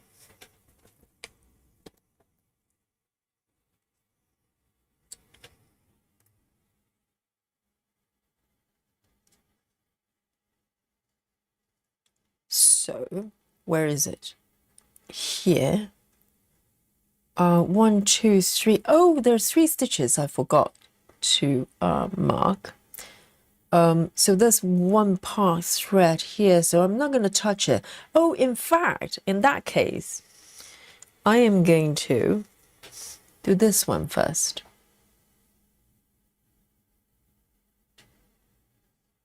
There. And if I'm really going to be, you know, faithful to her message, I should use a pen, don't I? But I don't want to use a pen. This lady, for some reason, because normally I just use a needle to tease out the thread I want to stitch. But she's using a pen for some reason, and I don't want to use a pen, so I'm going to use this tool.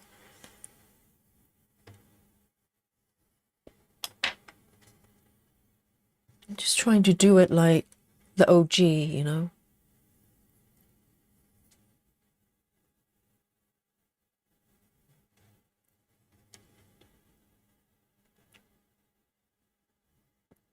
Amanda says, I think that what you're doing is fun. I just don't want to do it myself. Fair enough, fair enough. It's a little bit like me watching Komari. You know, I know, you know, I can watch Komari for ages, but I don't particularly want to stitch like her, you know, because I know I can't. That's first and foremost, I can't. So I'm not going to try. Okay, 2. And now I know I should stop here.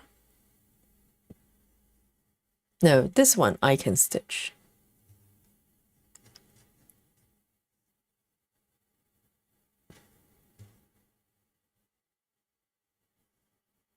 And then I'm going to puck.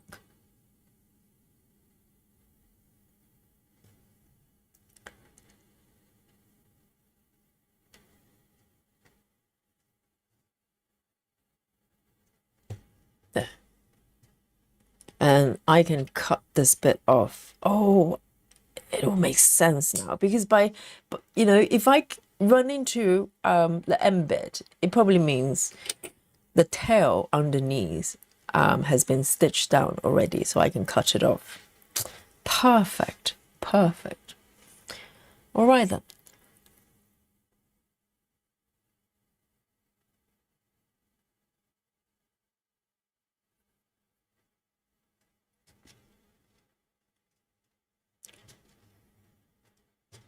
And I'm going to pick the next color.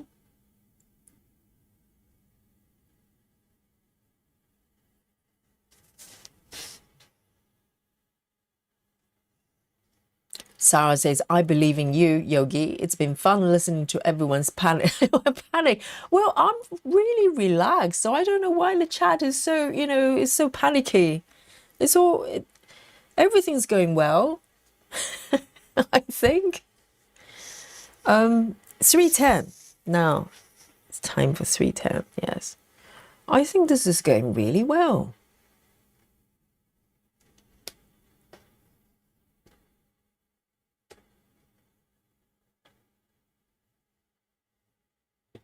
Needle says you can always dye the linen yourself. I know, chocolate dye. That's my specialty.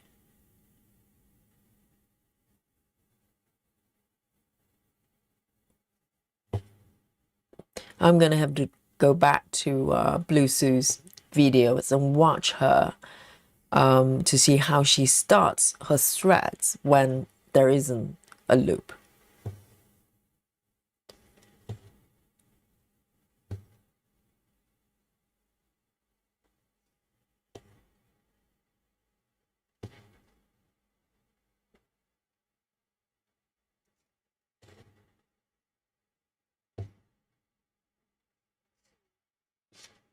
And this is just too tidy. Oh, there, yes. Much better.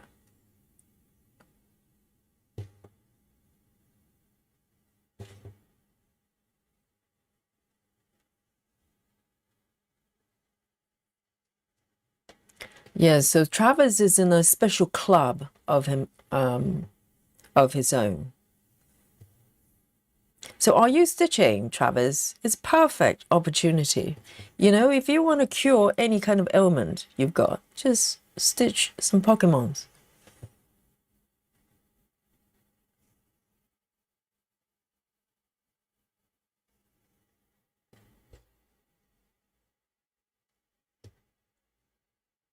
I think this is flowing, Susan. I might break the 60 stitch barrier.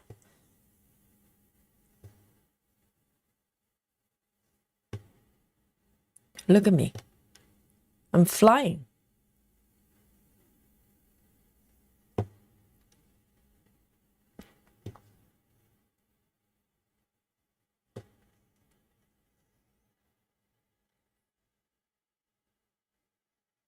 Suzanne says, just check my antique white comparing to white flowers. It's a little creamier than 3A65. Okay, I'll have a look. I'll have a look. Thank you for that. Thank you, Suzanne. Grace. Grace says, hi, Yogi and everyone. Grace, look at what I'm doing.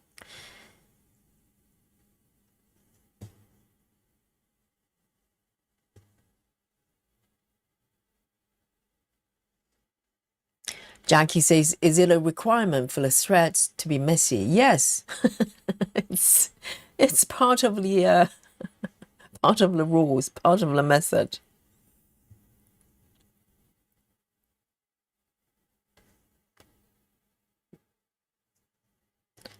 Three stitches here, and then I'm going to end it. I think it's making sense. It really is. And I think you need to stitch it in order to experience it. Maybe we can do a Bluessu challenge, 10-day Bluessu challenge for the chat. What say you? You know, maybe after our 10-day paper only challenge, we can do a Bluessu lady challenge, Bluessu method challenge.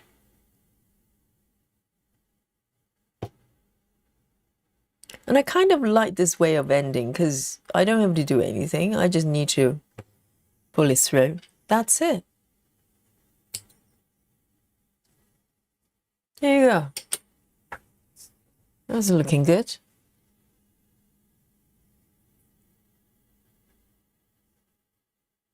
Grace says, it looks amazing, Yogi. Yeah, there you go, guys. Watch and learn, okay? Watch and learn. This is what I need from Grace. You know, encouragement. And Grace believes in Yogi, okay? And she's doing a Yogi move as well, which is tremendous. Beautiful move, Grace. Oh, seriously. Right. From here... All right, I think I'm gonna do I'm going to do this one. That makes sense.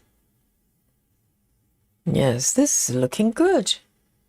Laura says, I got my hubby a wooden model kit, and now we both have crafty time. Oh, so he's got his own as well. That's why, this is why he's so forgiving, because he's, what is a wooden model kit? Is it just like a carpentry thing? But this is perfect. So you know, you've got your stitching. He's got his whatever he's doing there with the wood. Both happy. Both happy.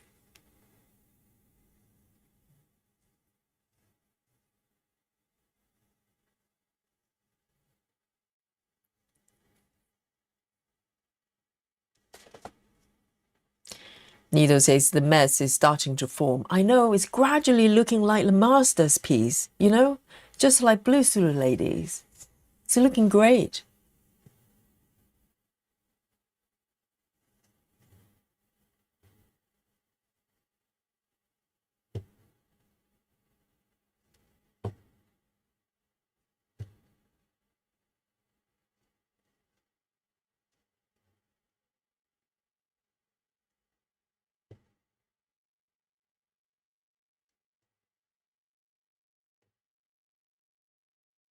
It's like, I remember when I was at college, I went to art school, and there was this guy who decided he wasn't going to wash his hair, like forever. He just decided, because he learned that washing, shampoo your hair every day is actually quite bad for you. So he decided never to wash his hair again. And in the beginning, it was, you know, just got really greasy. And I think your scalp is trying to figure out what to do to produce some natural grease and whatever it is. So in the beginning, he looked a mess. And then after 3 months, his hair was beautiful. He's got like sheen, the gloss, and he didn't have to wash his hair every day, and it wasn't itchy, and the hair just cleaning itself. And I think this is like that. It looks messy in the beginning, but as you're stitching it, gradually it just works out, you know, it kind of works itself out. And just like, you know, if you stop washing your hair, this is what happens.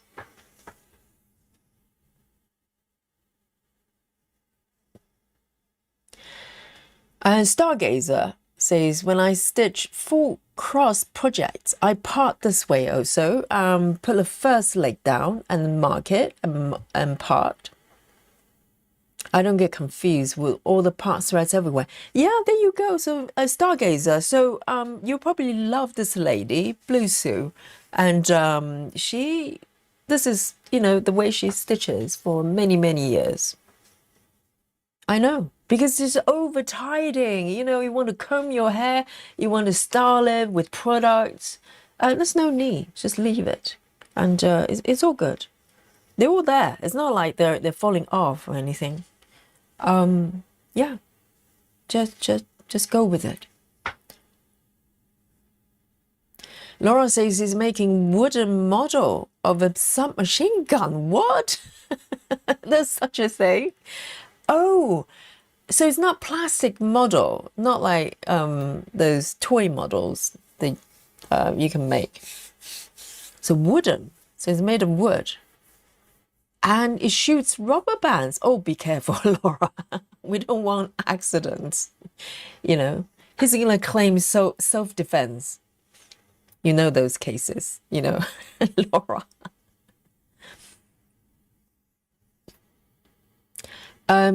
Lizzie says, what exactly is a yogi move?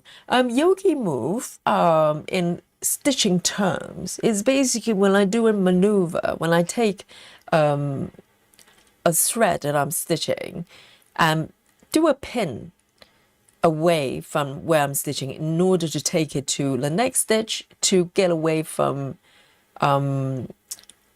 carrying the thread under stitch area. So I do that. So for instance, if I need to take a stitch from here to there, in a straight line, that thread is going to float on top of this whole area, which I don't like. I don't want that to happen. So I might just take the thread over here and then back there, something like that. So that's a yogi move. Exactly, Grace. That's what I'm saying. Well, we watch true crime. That happens all the time. You know, someone claiming, oh, it was an accident. We all know that's not true, you know. And Laura is a true crime fan as well. So.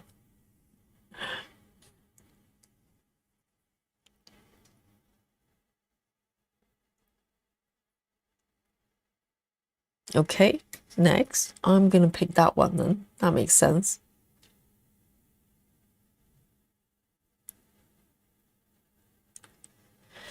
And it's 310.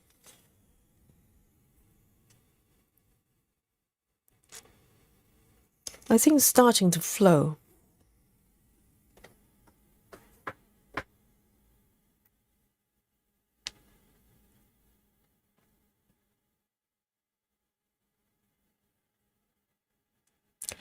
Lynn says, Yogi, my partner makes terranums? What's terranums? For his hobby. They're as good as shop bought. What is that? Is it?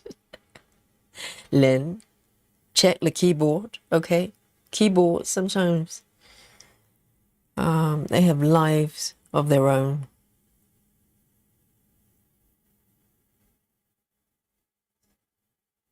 I don't know what that is.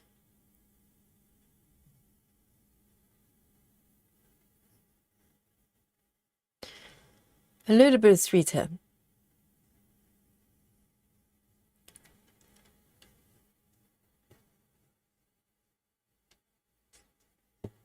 And it's really freeing because sometimes you have this overwhelming urge to kind of just tidy everything. It's probably not very good for the thread because there's a lot of you know, friction, and the threads might fray, weaken. Whereas you just leave them alone. They're just there. It's quite okay.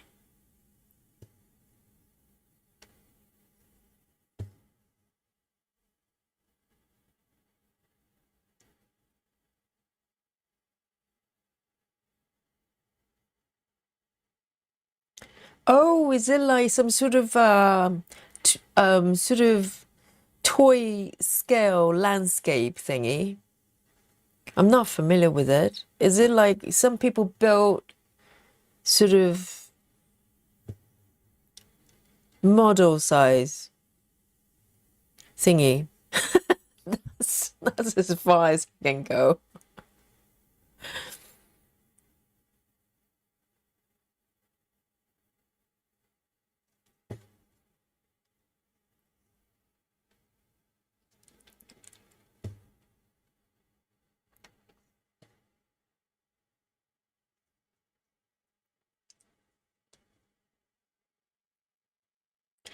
Oh, Lynn says there are little glass houses for plants to have indoors. Oh, so it's like gardening thing. Oh, so like mini greenhouses. Is that what it is? And you build like small landscape within the glass area. Like miniature garden, a greenhouse. Is it? Is it what it is?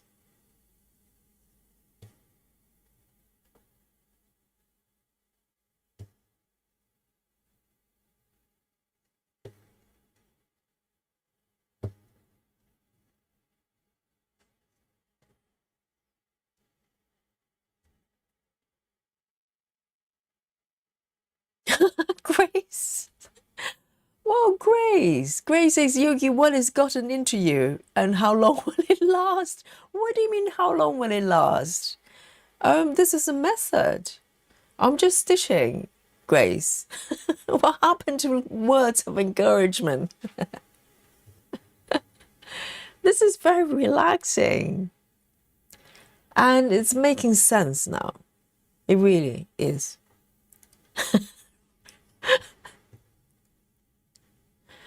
All right, and I am going to park. Shall I park down here? No, I think I can stitch this one because there's nothing in front of me. I can stitch that one.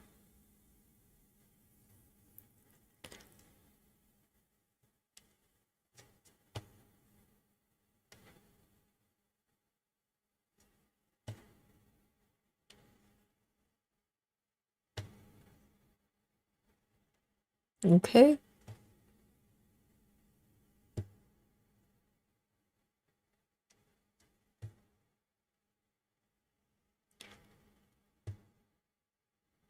And I am going to park here.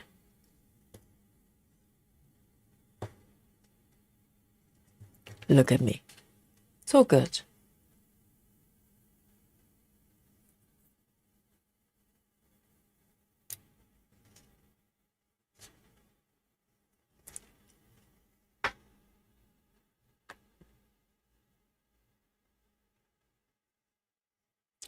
Clara says, I think you can use fish tank to make terrariums.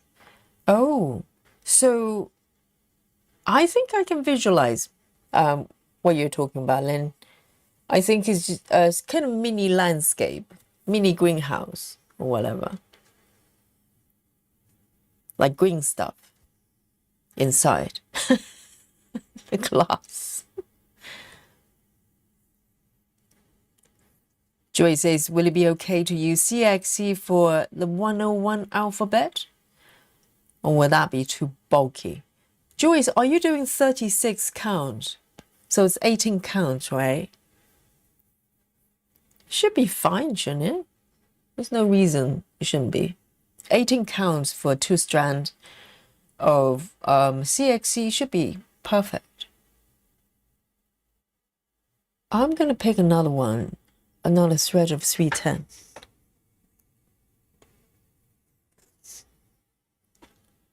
I think that's too tidy. Oh, there you go.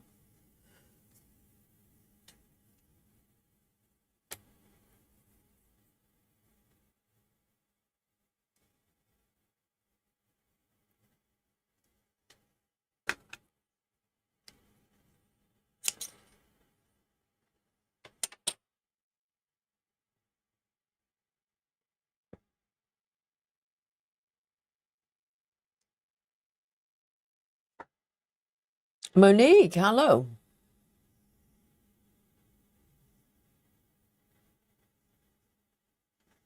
Grace says, I haven't seen you this messy. Just wondering what's going on. Your spirit is free. Yes, Grace, it's one of those days. You just like let yourself go. Just, stop wearing pants. Just wandering around, with the hair messy. And yeah, it's just one of those methods. No shampooing the hair,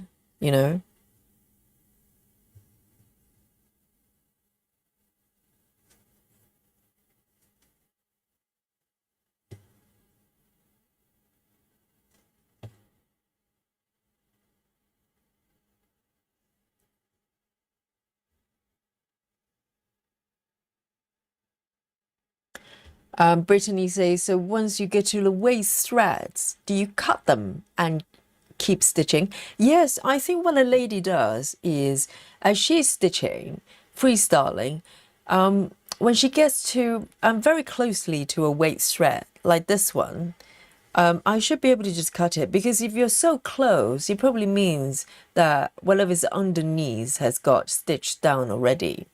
So you're free to cut it. So that's perfect. So you don't run into them. You just, work with them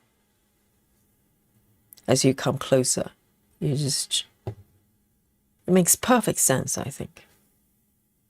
And it also prevents you from wandering too far.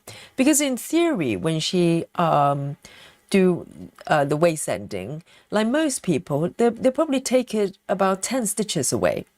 Some people further, if you do sort of royal rows or whatever, you kind of take it to the same location and tuck it in. She doesn't. She just pick a spot that's only a few stitches away. So she's not building a lot of thread underneath.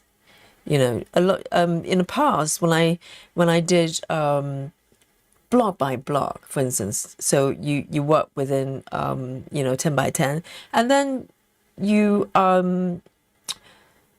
do waist ending and take it further 10 stitches away. But just think about the amount of threads that you build up multiple times within this area, and things become very, very bulky underneath.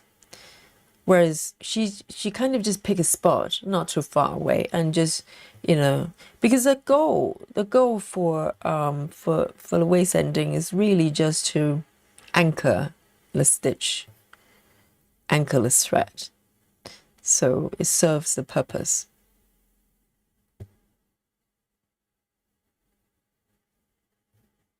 And this one I am going to do one more.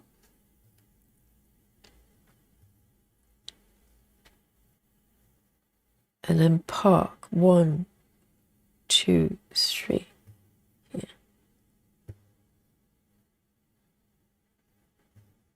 See? No problem.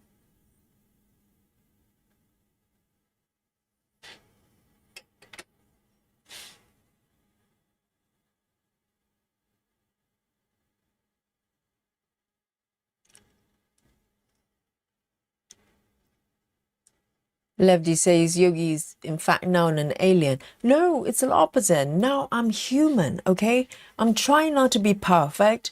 And, well, I don't have to try. I'm not perfect. It's very easy for me not to be perfect. But, no, it's just being me. Have my feet up and just let it go. Joy says 2 strands of CXC is fine on 18 count Ada, but linen is more delicate. That's true. So Joyce is going to. So Joyce, are you getting those linen even weave, whatever it is? I'm gonna get told off by Suzanne again. I'm learning. Okay, I'm learning. Okay, here. The next one I'm going to pick is 3816, 3816.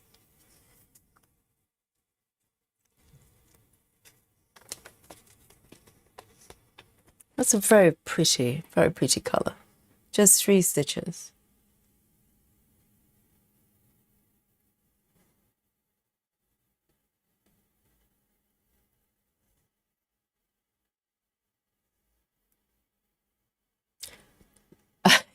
Yes, she's a hippie.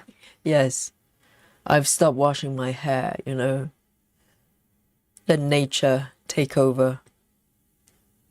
No pants.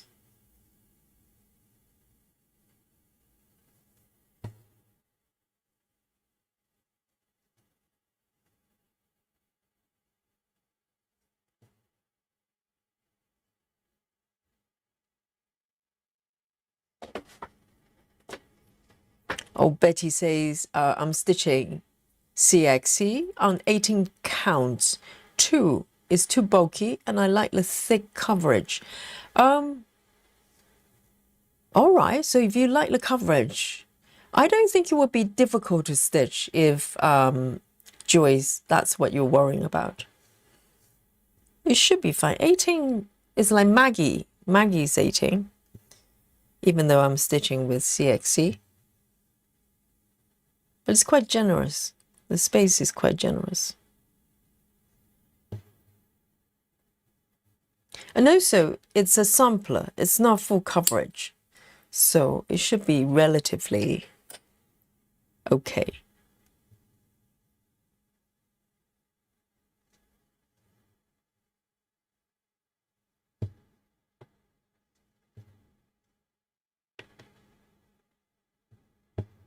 Okay, I'm going to take it down here.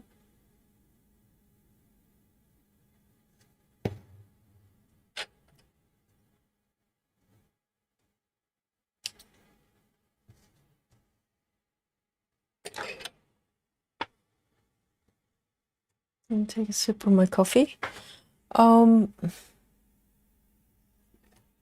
Lefty says, if this chaos goes on any longer, Yogi will be teaching breakdancing instead of yoga.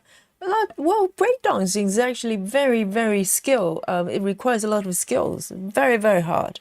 So Lefty, would you do a hair spin? Yes.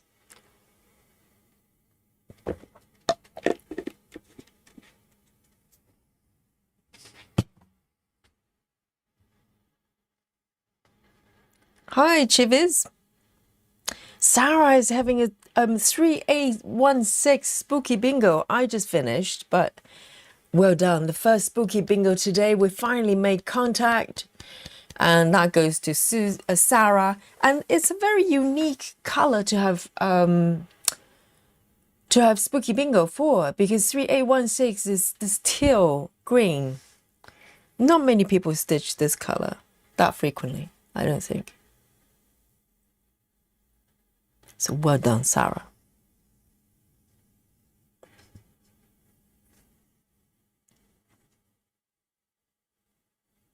Grace says, why not start your thread the same way you end? Yes, I've been doing that a little bit, because normally I do a just stitch that I leave almost no tail, just tiny bit of it. But I've been leaving sort of a longer tail to make it easier. Oh, I don't have number 19. I really want to stitch number 19. It's just right there, but I don't have it. They left me. I could just stitch the other ones in the meantime and just leaving those stitches out. Okay then, I'm going to do 934.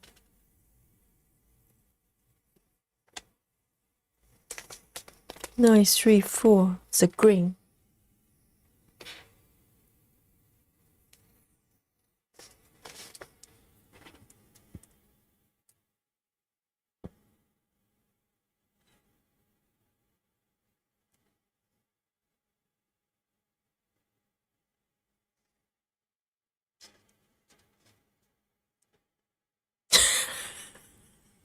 I think the chat is having anxiety attack. All right. I'm not going to touch it. I'm not going to touch it.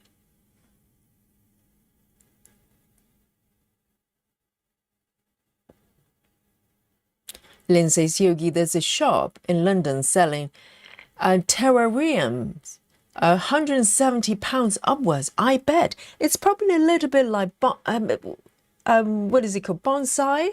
You know, like mini trees. They're really, really expensive. I've seen them in garden center. They put them in like glass cabinet, like you would with jewelry and stuff like that. And they're really, really expensive.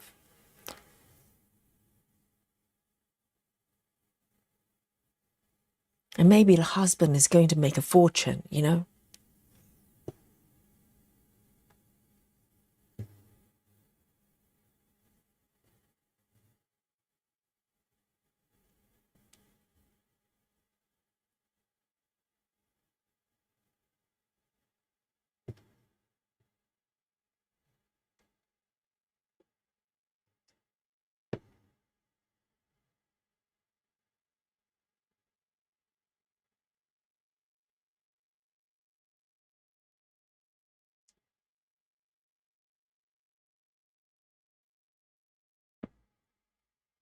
And see you later, cat.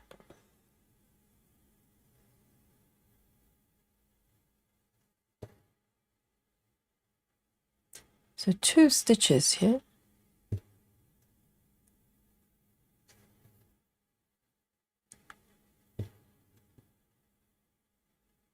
And 1.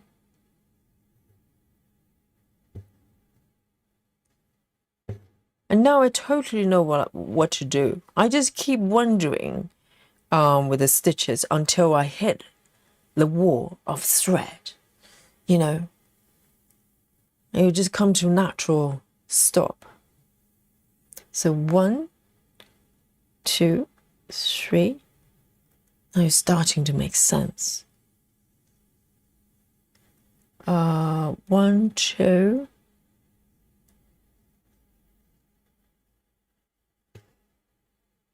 Even though I still need to remember to do the 10 stitches.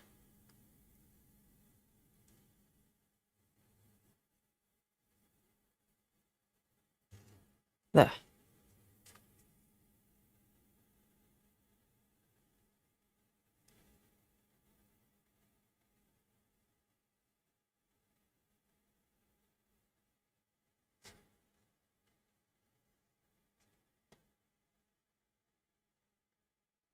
Three, 3, 7, 1.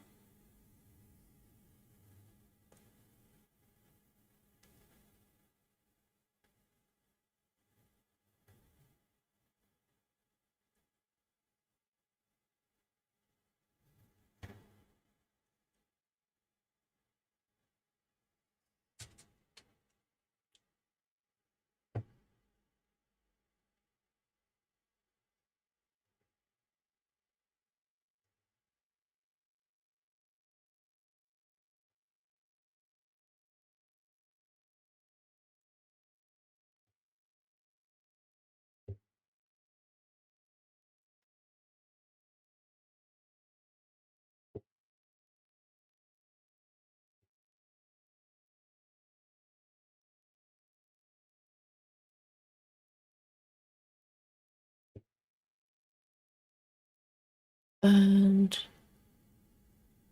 1, 2.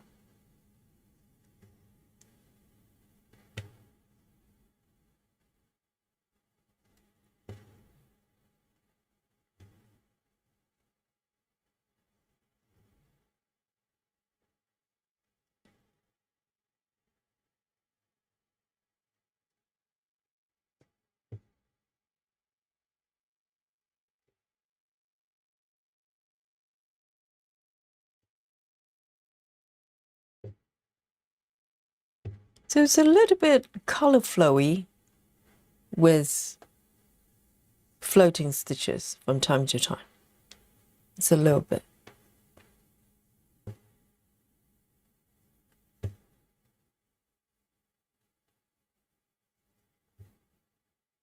Okay, I'm going to end this thread.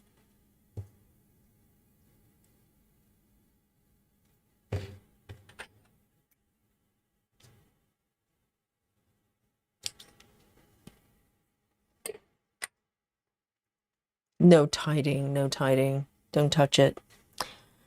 All right. I'm gonna pick another 3, 3, 7, 1. 3, 3, 7, 1. A lot of methods, really, you can learn by watching someone else stitch. But until you stitch it, it doesn't really make sense. And I think, Gemma's method is one example. Both of them. Gemma's method, original, or Gemma's method, color flow.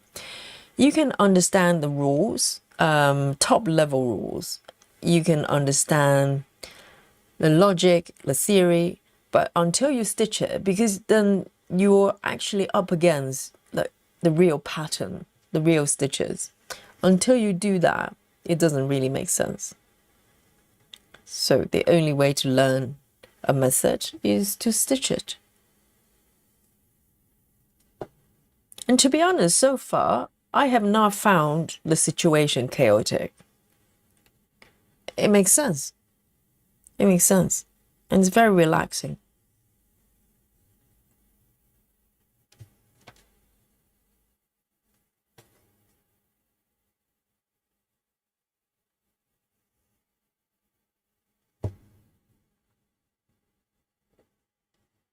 And I just love the fact that ladies kind of stitches this way for so many years. And I'm sure it's just making so much sense to her. Why change it if you have a method that just makes sense to you?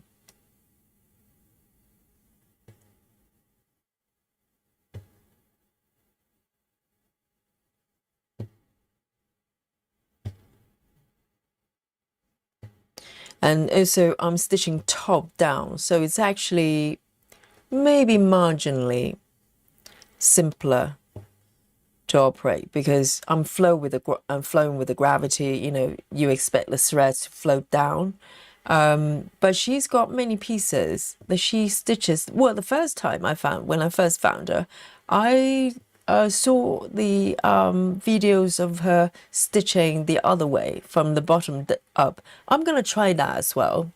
I'm gonna pick a project and do a bottom up as well, because it's probably requires a little bit more, well, not really organizations. It's just that, you know, you expect the threads to kind of just go downwards, but when it's the opposite, you have to kind of work with it a little bit more, I think.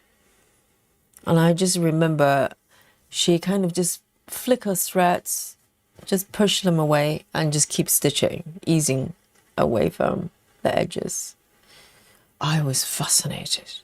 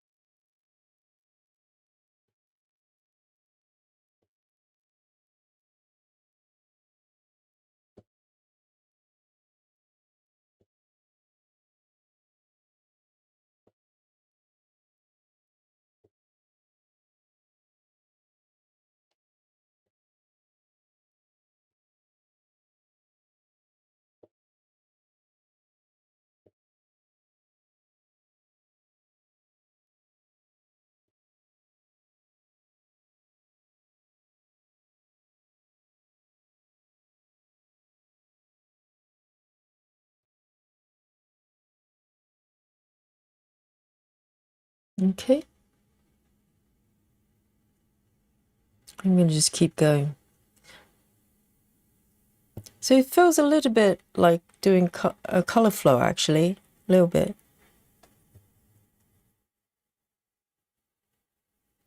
And I wonder if she knows, she's aware of Gemma at all.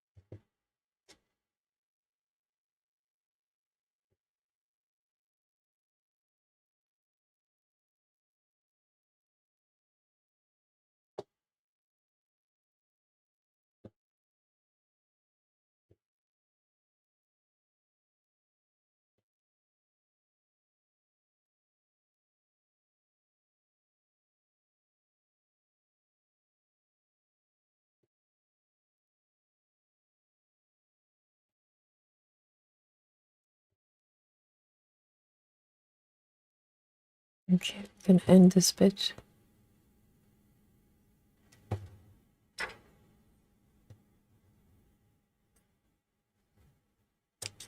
Sarah says Gemma's new web is going quickly. Yes, I just haven't got a chance to watch it properly, but I saw some thumbnails, and it looks like, yeah, I know. It's Gemma. And this piece, I think, is a regular size as well. So I think it's going to take, probably going to take her 2 years, 2.5, something like that. I mean, she's got such a unique ability to focus on a single project. Not many people can do that or want to do that, you know. I don't know how she does it.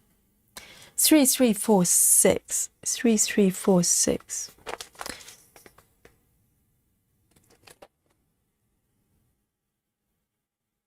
And do you think, guys, do you think Gemma is secretly doing extreme, sort of, you know, extreme cross country? Maybe she's got a secret piece that she's doing color completion of the entire piece.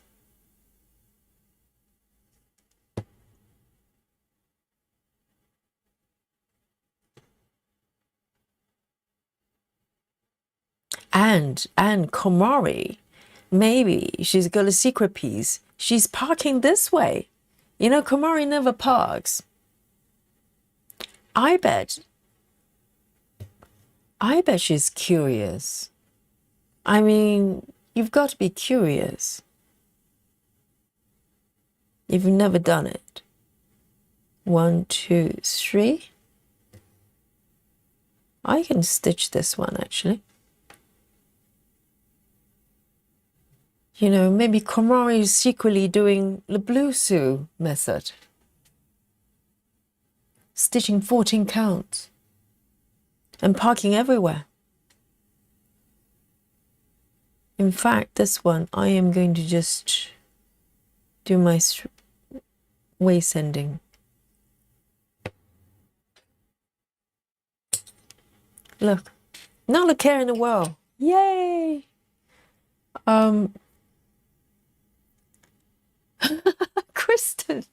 Kristen has unlearned herself in order to say no.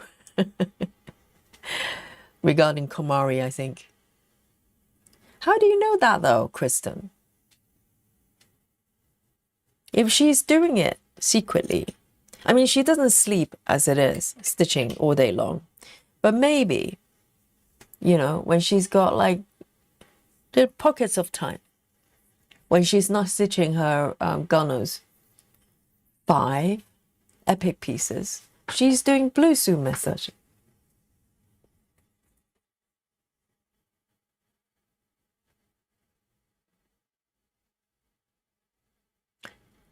I mean, she's been stitching so long, she's got to be curious about parking. Next time, I hope she comes up the chat at some point. I want to ask her, have you ever parked? Ever? Have you ever parked your thread? Ever? And 932.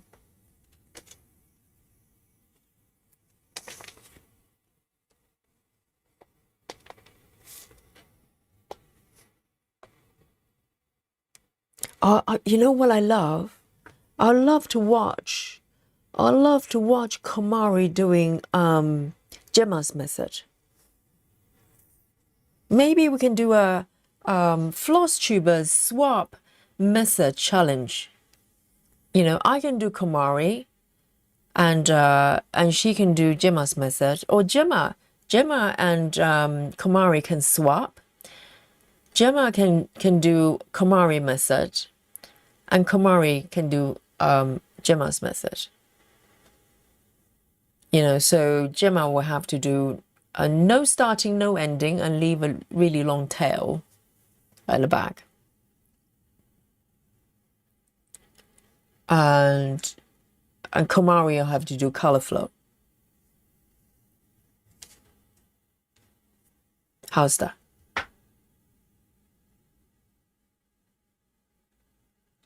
Linda says, so Yogi, here's a question for you. When you are doing, when you're done filming with your live, are going to go through and fix all these threads without us knowing?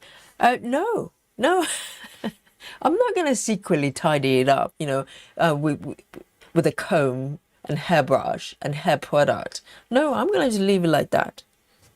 All natural, like this. It's great. I love it.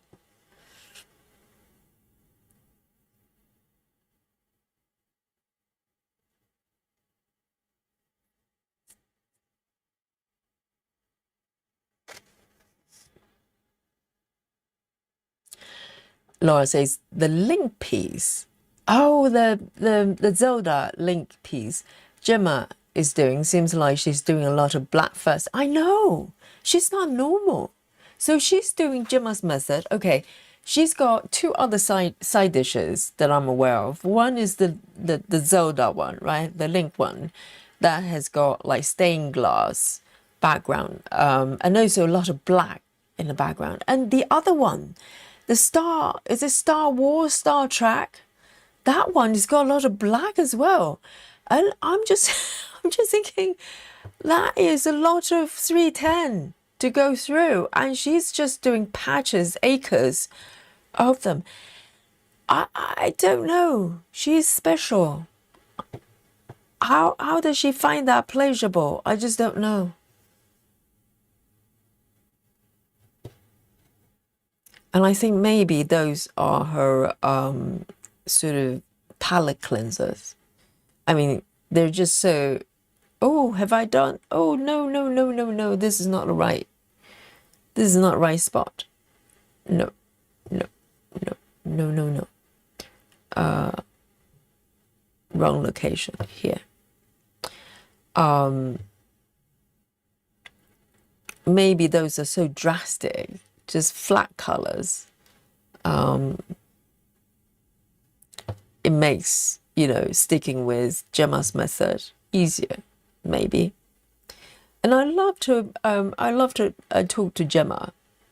Maybe at some point when I have the capability to invite people to the stream, I'd love to talk to some of the floss tubers and ask them, what are you thinking?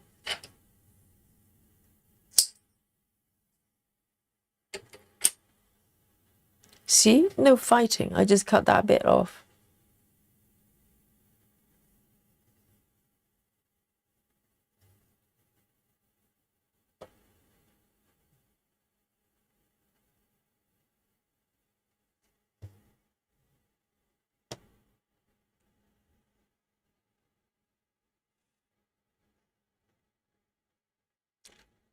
Kristen says, I said no way about Gemma.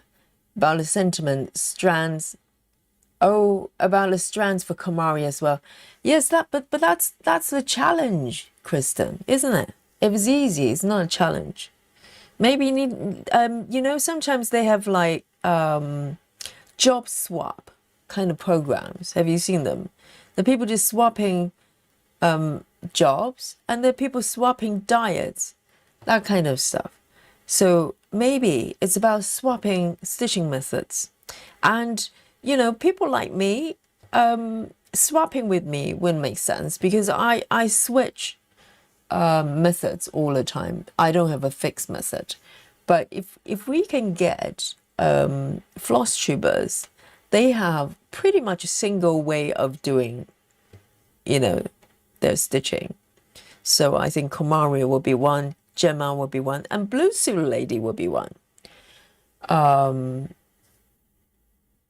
get them to swap method as a challenge.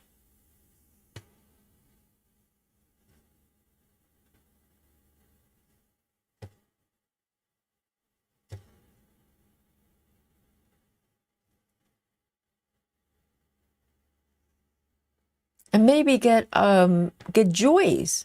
Get Joyce to do, I think Joyce and who should swap? I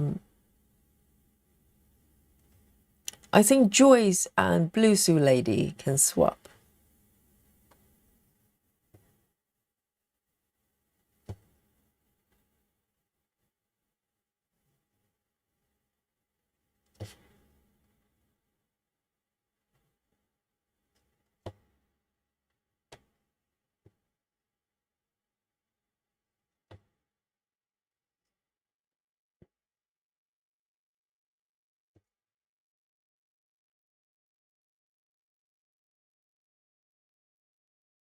And then Nikki as well. Nikki and Gemma can swap.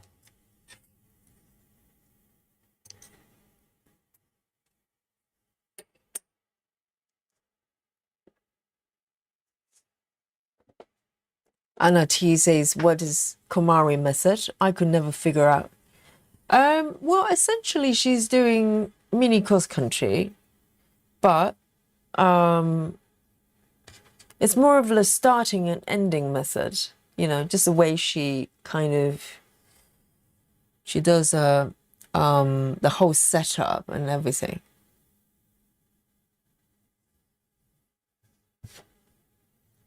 I think Komori method, basically just really fast. That's it. Just really fast.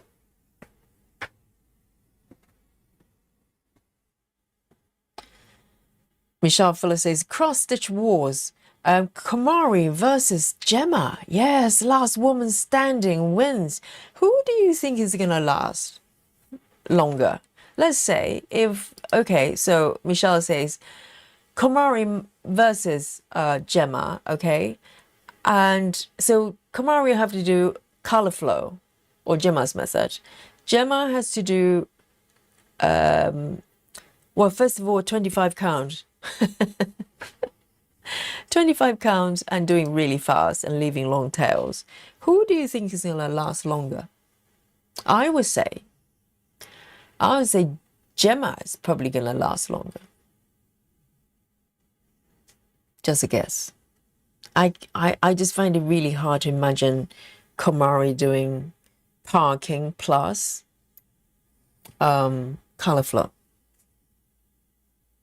But who knows? Maybe she's secretly doing color flow all along.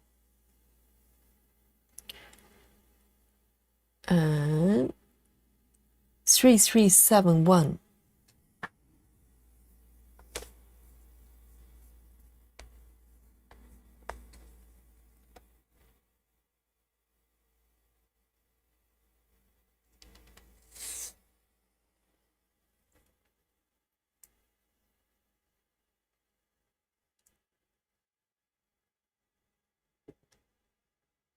Marion says Gemma's space web is from Firefly. Oh, is that a brand? Is that a company? So I think, oh, so it's not Star Wars. I have no idea. I think it's space themed. I don't know what it is. But it's all black so far. It was just like a huge patch of dark colors.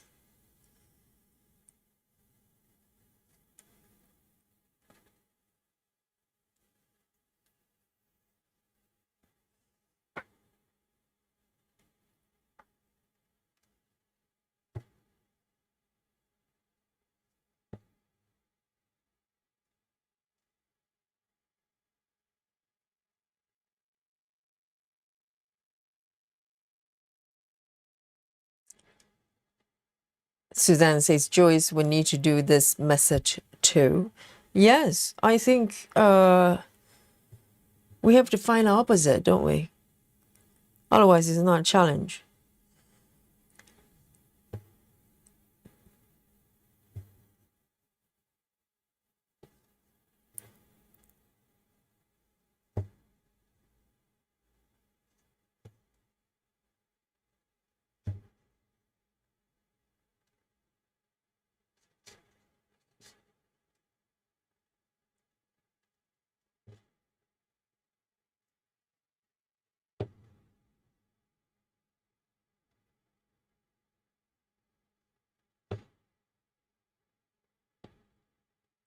Hang on.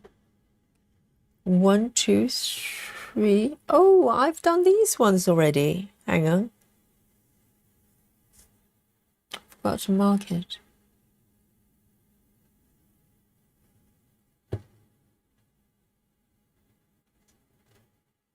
You know, I don't think my stitch count is going to be too bad, to be honest, today.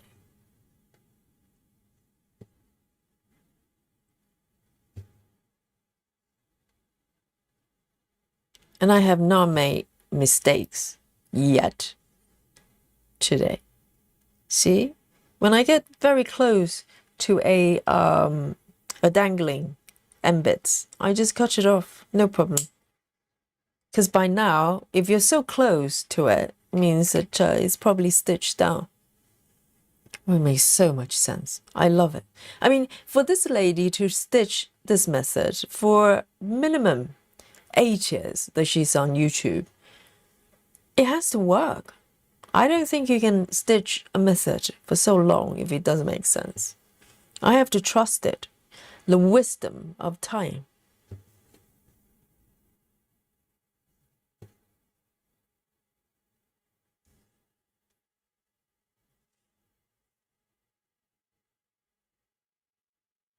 Joy says, I still do not see any method. Oh, this one. Do you not see it? Oh, I know. This is like building thread barrier and use the threads as a guide to move forward. How's that? It's almost poetic. Because when you're stitching, the first thing I was wondering was, where do I go next and how far shall I go? But it didn't take long for me to realize, as you're ending your threads naturally and parking them, you're slowly building up a wall of threads. And they're not barriers, they're guiding force that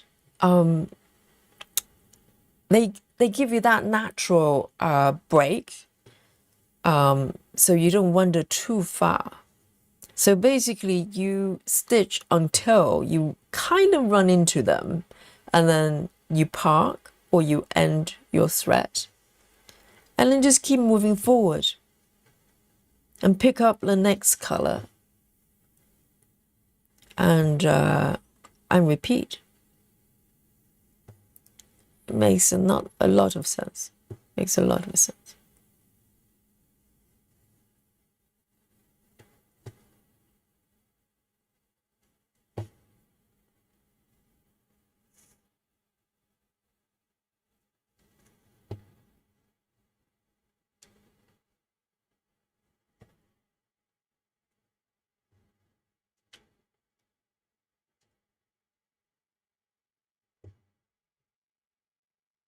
So it's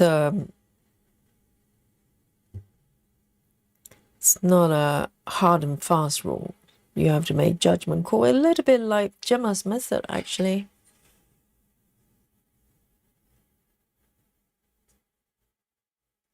You're not guided by rules. You're guided by... Whoops, I just cut it off. My goodness. I was cutting off the thread, but I cut off my own thread instead. Oh dear, look at this. Let me remove these ones then.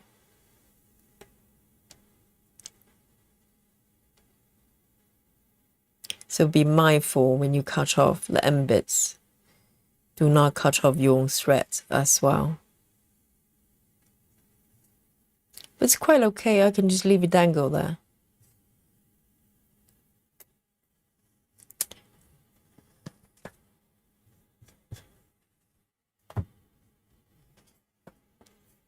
Oh, Miriam says Firefly is a sci-fi series on TV that finished, but hopefully going to make a comeback. So does it look like Star Wars or Star Trek? I don't know which is which, but it just looks very similar. So I have no idea, to be honest.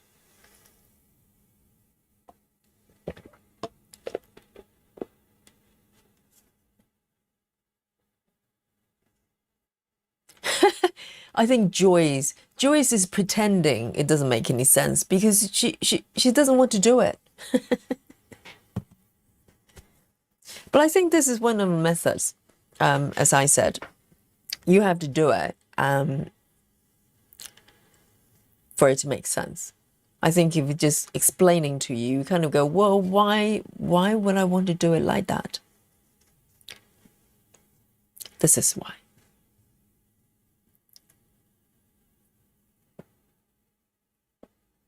Okay then, looks like I am going to pick, let me pick this one, 3816.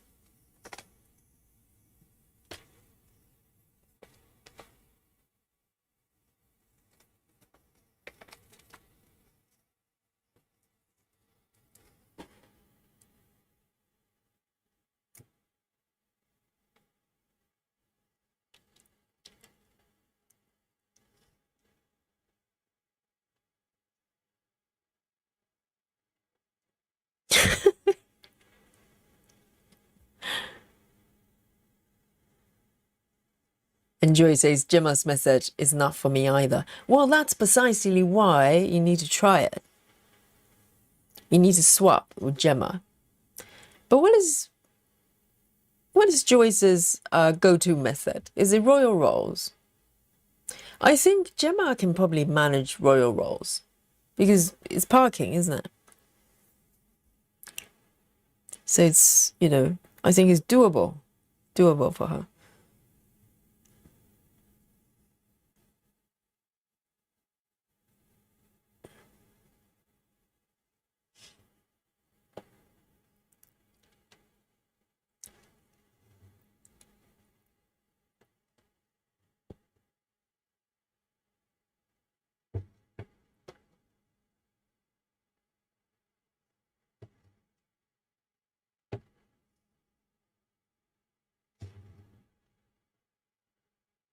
One, two.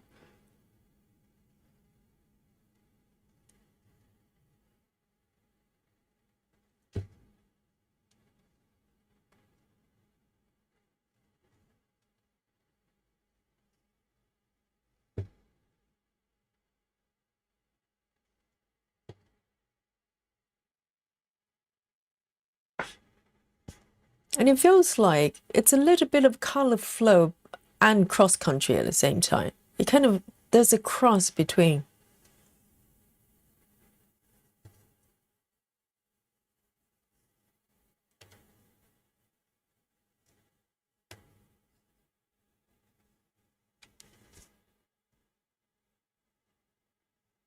Oh, Joyce is in denial. Joyce says it's not challenging. So Gemma's method is not challenging. Bluessu method is not challenging. That's because Joyce doesn't want to be challenged. Unswappable. Unswappable Dachi. Oh, totally swappable, Joyce.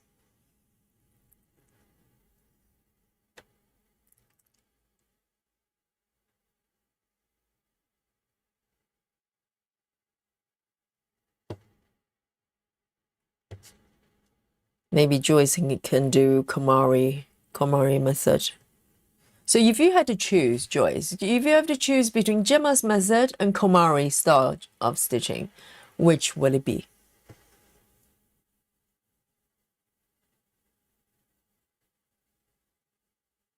I think Joyce will go for Gemma's method.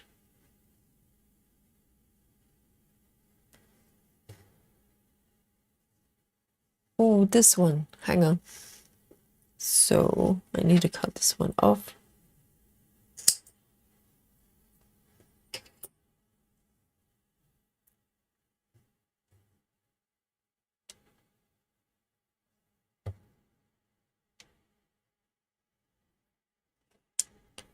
Betty Hankins says, Yogi, you jinxed yourself by mentioning that you're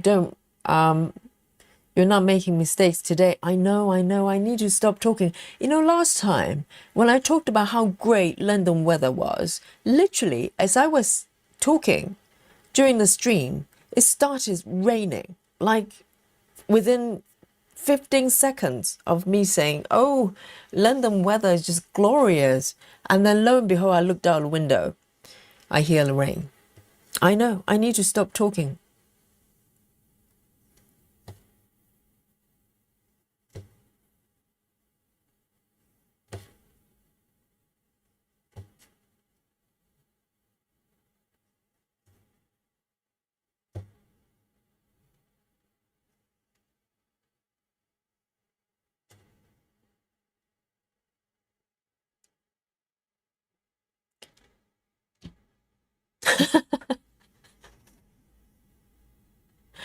Joy, oh, Joyce. Joy says, my go-to method is avoiding what I don't like and doing what I want. And that's not always the same. Well, yes, if you try something, you don't like it, then you don't do it again. But for something that you have not tried yet, how do you know you don't like it? Right? You don't know that.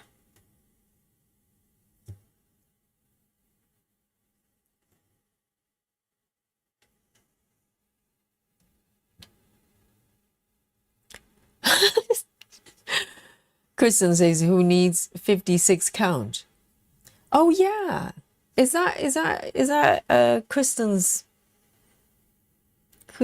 challenge for the chat? But you know what, Kristen? I think Brittany might be up for it. I think Brittany's a tiny stitcher as well. Okay, this one I am going to end this right here. It's actually quite freeing actually, because I can just pick any location and just pull the thread through and cut it off. That's it.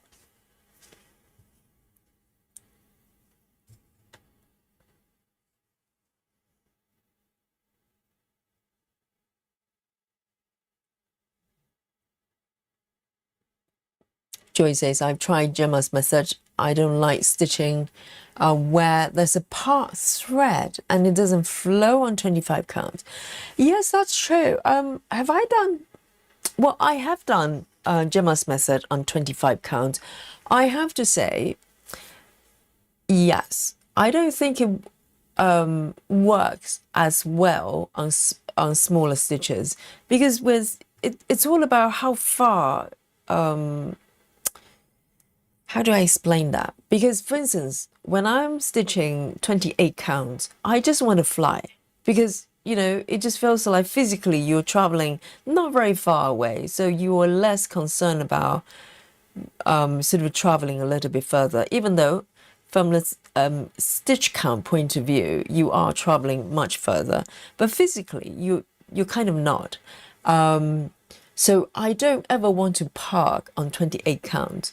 With 25 counts, I think I've done Gemma's method sort of early days a few times. It just didn't flow as well. So I agree with you. Gemma's method, 14 count is perfect. Maybe up to 18 or even 20 you could do it. But beyond that, it starts to feel a little bit pointless, if you know what I mean. It's weird. Whereas on 14 counts, it feels very meaningful, because you can see the stitches and, you know, if you stitch Gemma's method, color flow or otherwise. Well, that's not true. I take it back. I did a lot of color flow on 25 counts, but not Gemma's method. I don't think they're identical. They're not the same.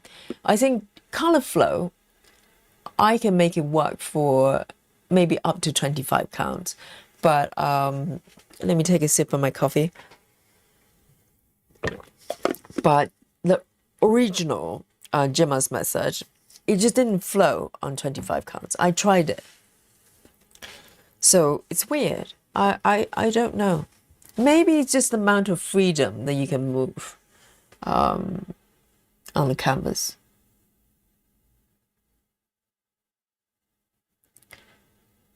Okay, 3371. Because I did the toys, the vintage toys, and also sleep time as well, with color flow, and it worked great. It worked really well. 3371.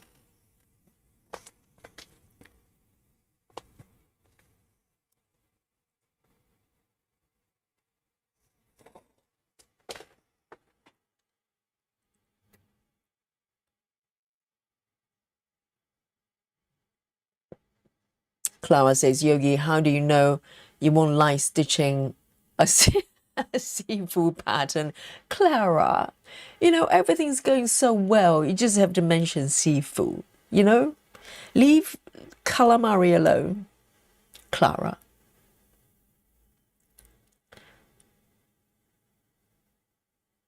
Well, I think there maybe 3 things I would not stitch. And not because I don't like them. I literally feel physically unwell. You know, if I stitch anything with big eyes staring at me, I can't. I probably just have a panic attack. And also, calamari. Well, to be honest, if I had to choose, okay, Clara, I'll be honest with you. If I had to choose between a squid, okay, stitching a squid versus, I think I can probably manage stitching a squid. I will not enjoy it, but I will not feel creeped out. You know, I'm not gonna feel physically unwell. But you know that piece. Oh, sincere apologies, Nikki. You know the calamari lady. Seriously, I can't do it. I can't. I can't even look at it. I feel unwell looking at it because it's just very uncomfortable. So it's a phobia, perhaps.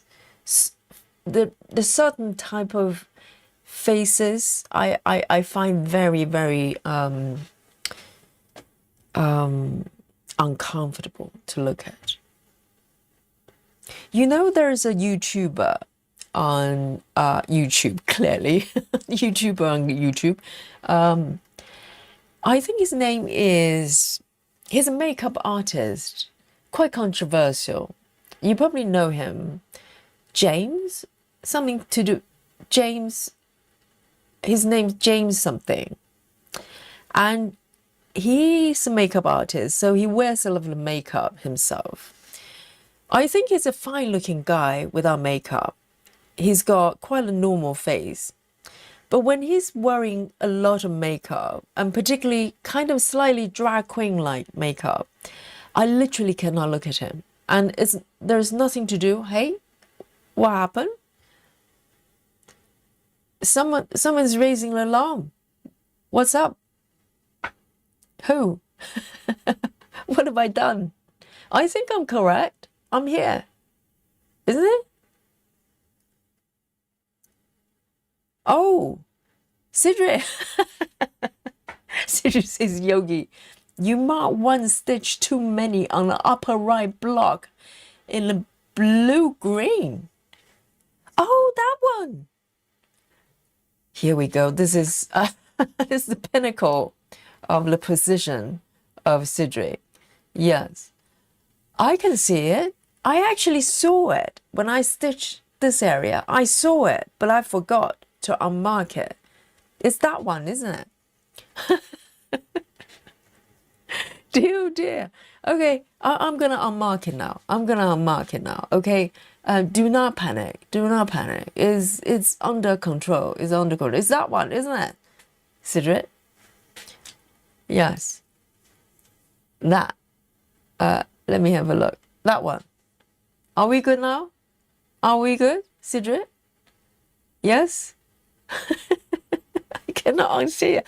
I actually saw it when I stitched these ones, these stitches. I saw it. I thought, well, you know, that one shouldn't be there. And then I forgot to correct it. So there you go. Are we good now? At your service. Exactly, Sidri. Sidri is like, you know, watching every move. And so today has been really boring for Sidri because I have not made any mistakes with marking or stitching until now. So I did it for you. I did it for you. Yes, it was deliberate. It's all part of the plan, Sidri.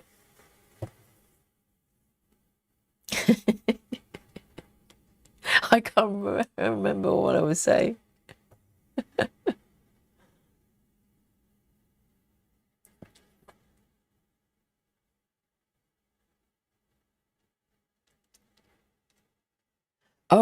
Oh, that's a very good one, Kristen. Kristen says, my challenge will be monochrome. I don't think I can do it. You and probably 99% of the stitchers. I have seen people working on monochrome projects on Facebook, on our Facebook. Yeah, some aliens there. I don't know why you choose to do that. It's probably fun to do if if you're an alien. I don't know.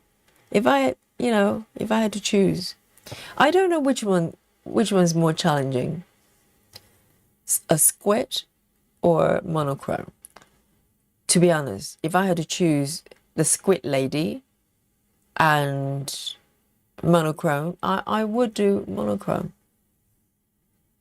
Anything else? Someone's still raising the alarm. What's happening?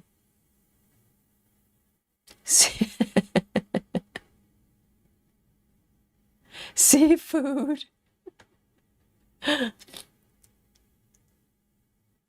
No, I can't. Particularly that squid lady. I can't even look at it. And also someone, if that's you, raise your hand.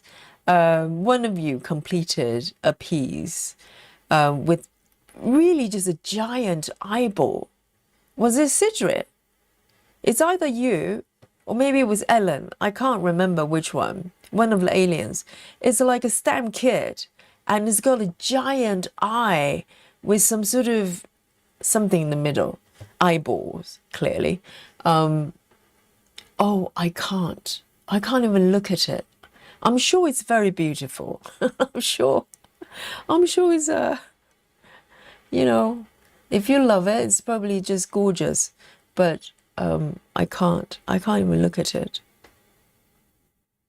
It's a phobia, I think. It's not even about liking or not liking. I literally cannot physically look at it.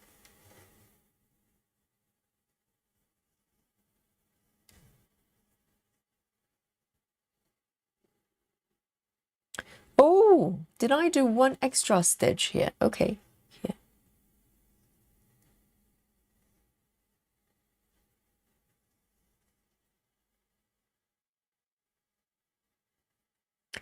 Yes, Clara. Why would anybody want to do that?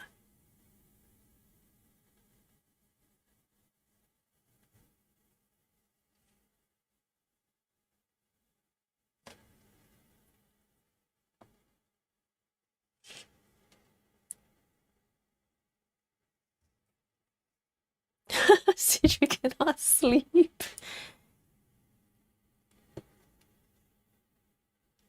That's so funny. I think Cedric can see things that no one else can see. It's a superpower. It's a superpower.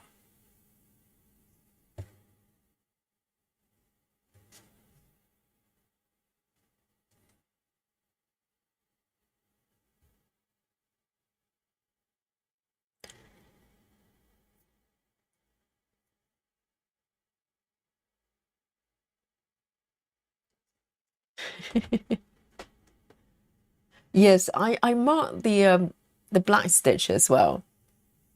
See, it's all good now. It's teamwork. It's teamwork.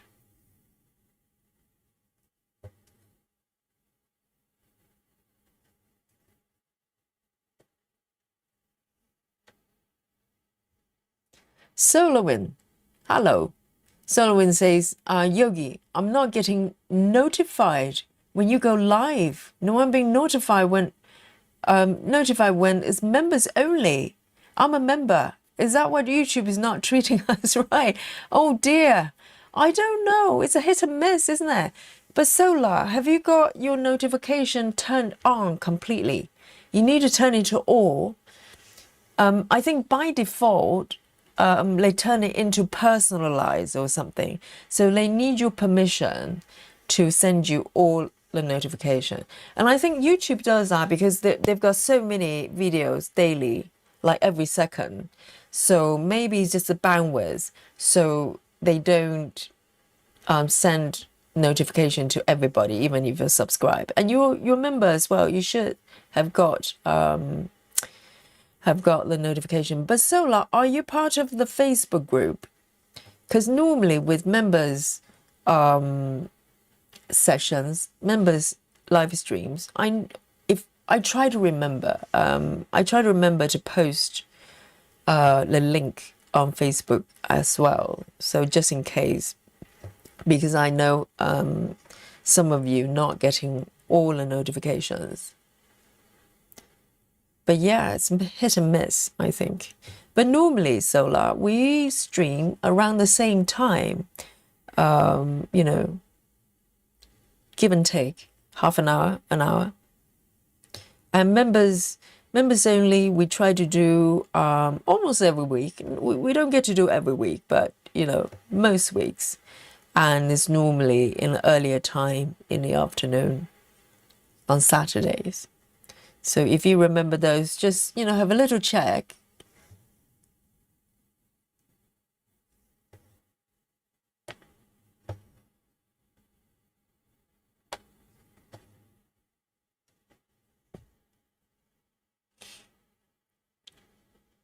Oh, Cedric, I knew it.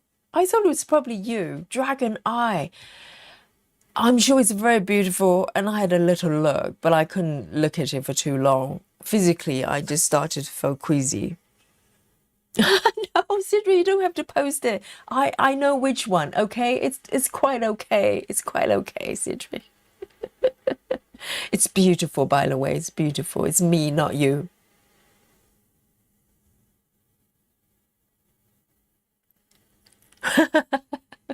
Yeah, exactly. Did I say that? That's beautiful. Did I say that? Oh, well, it is beautiful. And there's a lot of work for that. Clara, how did you manage to remember that? And I wasn't lying if I said that because it is beautiful. It's just physically, I can't look at it. You know, it's phobia. It's phobia. Nikki, Nikki, look at what I'm doing here, Nikki. Look at this. Do you like it? Nikki says, I wrote before, but what if you have to park where you just placed a waist thread? Then if you get very close to the thread ending here, you just cut it off. Because if you're that close, it probably means the thread underneath has already been stitched down. You know what I mean? So you never have to fight over the end bits. You just cut it off by then.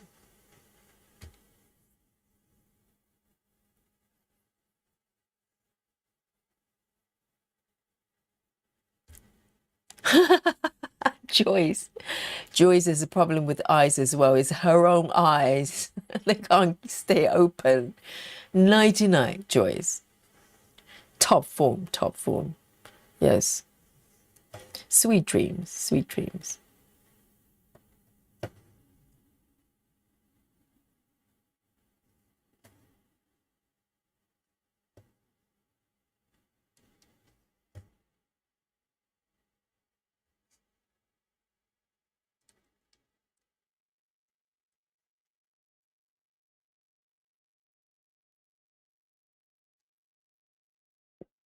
Oh, that's right, Sola. I remember you mentioned the Facebook situation.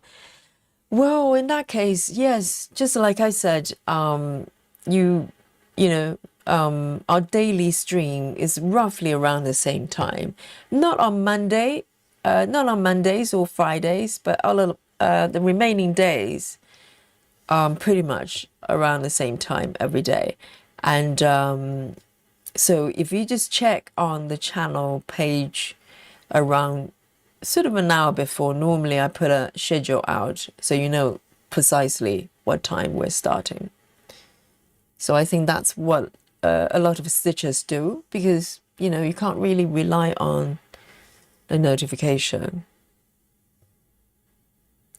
And a lot of times, if you come to the streams on a regular basis, if we're, you know, so normally if we're having a members stream on Saturdays, I would say it, I'll mention it, so you know. And for this Saturday, guys, marathon, dun dun dun. I'm looking forward to it. New start for me, okay? And maybe new start for you as well. And if not, why not? Stitch is so beautiful, this pattern. This Saturday.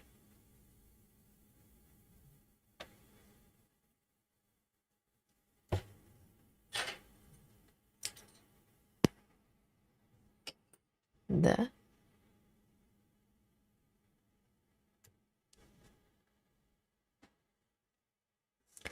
Sola says, what time do you stream on weekdays? Normally, if you Google UK time, I normally start either 8:30 or 9:15. So within, sometimes 8 o'clock, rarely, but normally 8:30. And sometimes probably about, you know, give and take half an hour.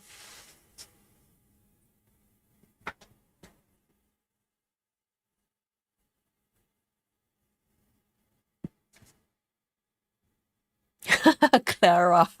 I probably did say that. I probably did say that, Clara. And you know, I was being honest. It's just the, you know, it's so beautiful, it's blinding, you know. I can't look at it for too long.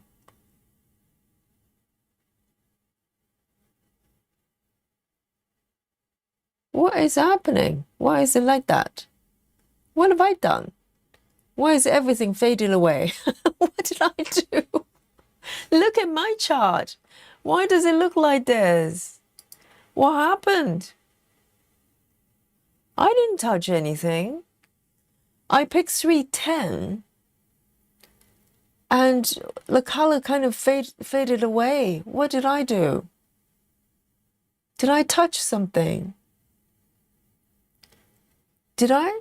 Oh dear. Did I do that? What is happening? I don't remember doing that. You're welcome, Sola. Clara says, I tried to set my alarm for Yogi stream. Oh, Clara. Yes, I know the notification is a little bit iffy. Sometimes they do send out. And I think it's deliberate from YouTube, because if you think about the volume of the notifications they need to send out on, you know, second by second basis, and the bandwidth is tremendous globally. So I think what they do is, unless you opt in, they kind of selectively send a notification. And sometimes, depending on how active you are on the channel, so if you have not visited or watched the content for a little while, they slowly fade you away. They probably send you less notification, presuming that you are not interested. But if you're here daily, you're more likely to receive notification. Makes sense? So they try to gauge your activities to determine, you know, whether they should send you notification. Even if you select all, I think they probably, you know, they don't necessarily send you all, you know, notification for everything. So yeah, that is, I think, how they do it. Because otherwise, just the bandwidth of sending out notification to every single person for every single piece of content, all the subscribers, is going to be tremendous.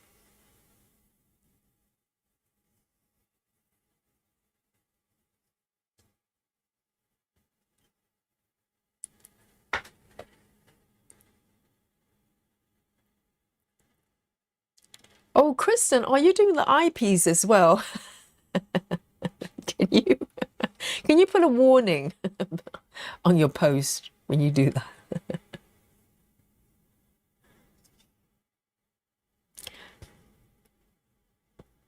Clara says I need to get my fabric ready for marathon. Yes, it's Wednesday, so we've got you know, a couple of days to go, and I'm really excited. This is our first marathon this year.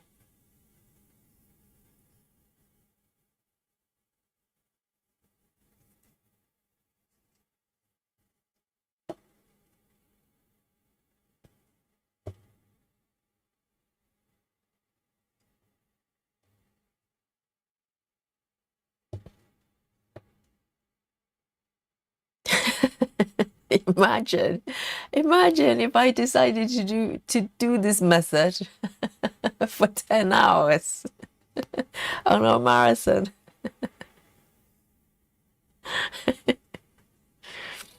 I think I'll be okay. It's the chat is probably not going to be okay.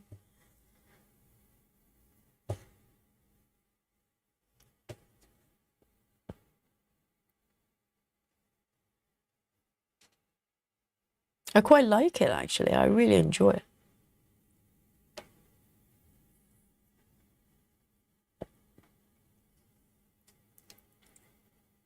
See you later, Susan. 99. Yes, tomorrow is our dimension sale. I'll see you tomorrow, nice and early. Sweet dreams.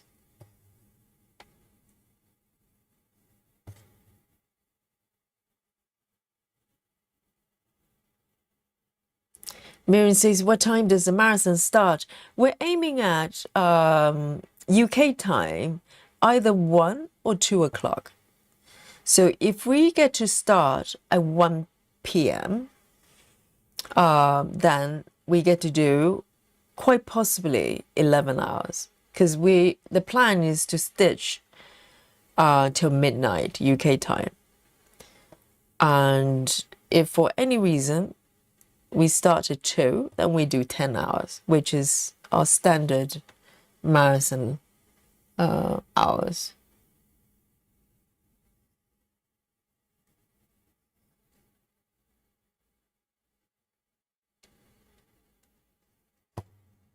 Oh, hang on. There's still plenty of thread there.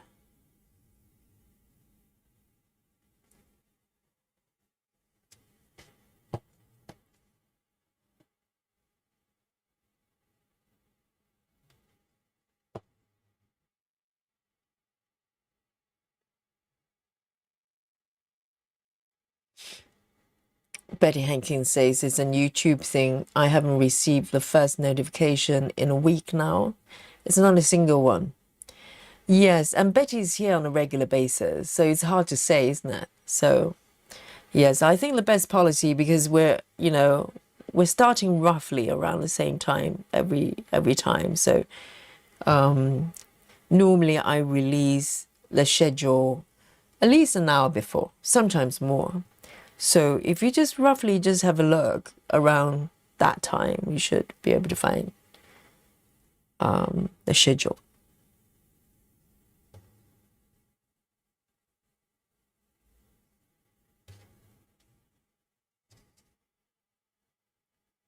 Whoops.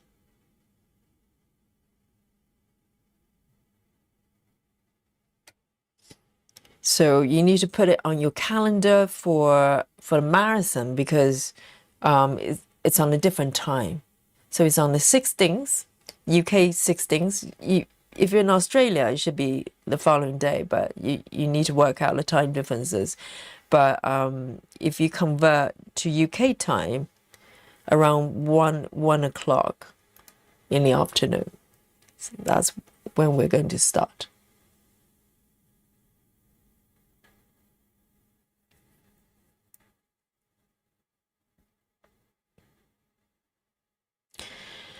Yes, Betty, you're not the only one. They're not singling Betty out. Maybe they are. Who knows? YouTube can be really mean. But yes, I think they're probably just trying to conserve the bandwidth by randomly, selecting who to send the notification to. 3371.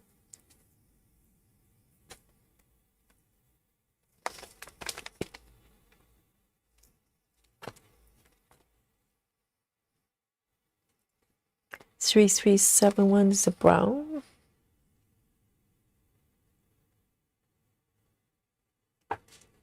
Oh, I forgot to ask Susan to guess my stitches, because she's saying she thinks I'm going to do 60 today. She thinks I maybe I was going to break my own record, the pinnacle of slow stitching. Susan, if you're still listening, pull a number in.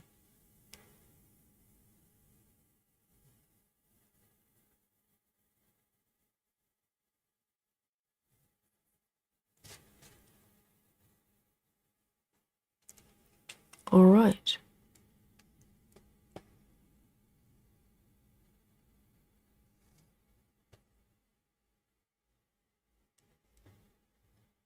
And I'll be totally honest, maybe in the very beginning of the session, I kind of run into part threads a couple of times. But once I've figured out how to work with them, To be honest, I'm just working normally. It doesn't feel like there's, it doesn't feel messy at all. It's strange. It just feels like it's just the way it is. And it's very, very easygoing.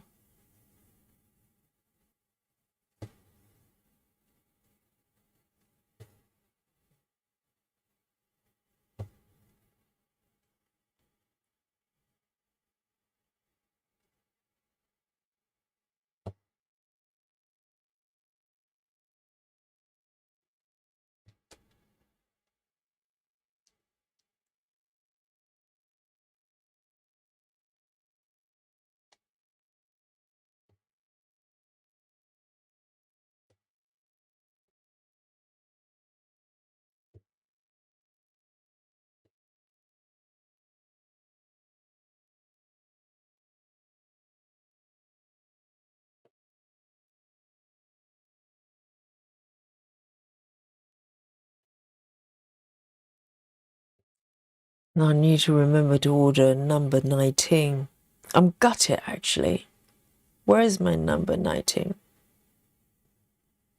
And it's brand new because number 19, I literally have never used it ever on any of my projects.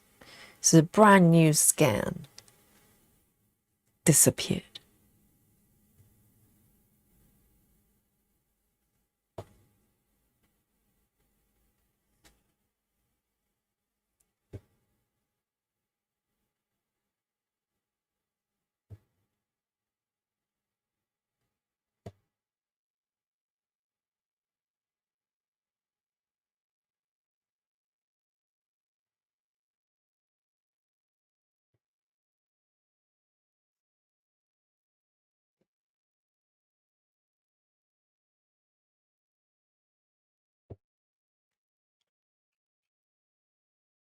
And I can totally see a dolly hair here. I can just stitch it, but I won't.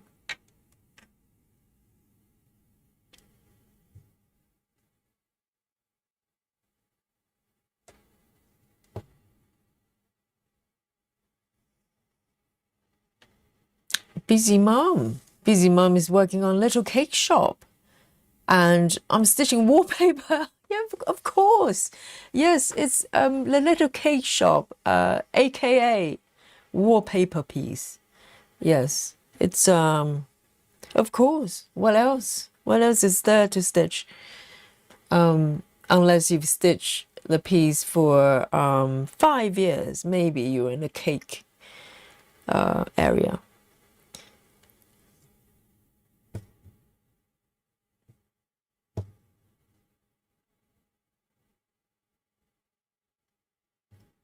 And Busy Mom, are you doing max colors or regular colors? I can't remember.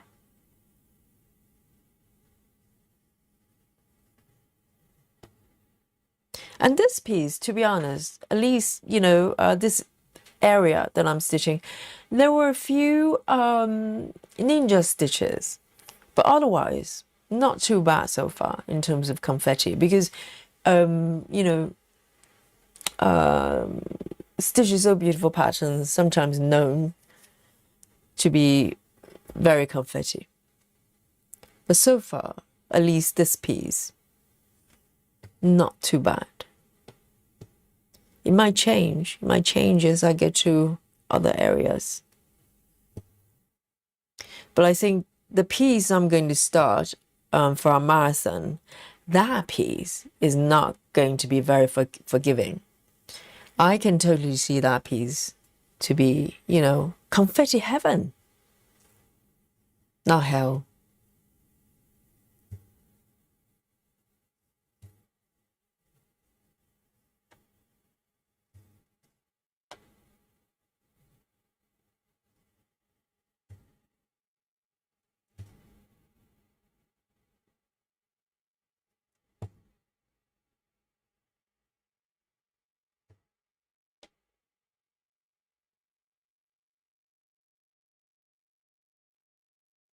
So Busy Mom's doing regular colors.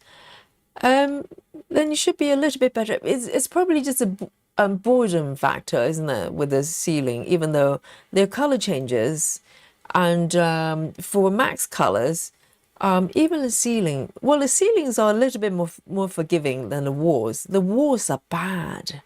You know, the pink wall on the left with, you know, some patterns, some sort of, I don't know how to call them, some decorations. Oh, that is brutal. I remember particularly there's three panels. I can't remember, it's the first panel or second panel. It's got sort of teacups. Brutal, absolutely brutal.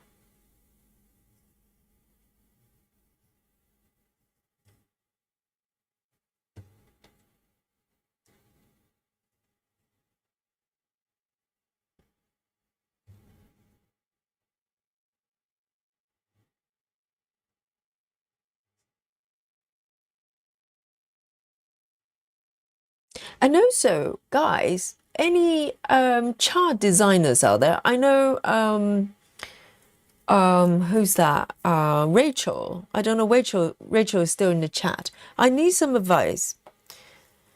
What is the industry standard chart software? Which one's the best for Mac, for Macintosh, for which software is the best? I need advice.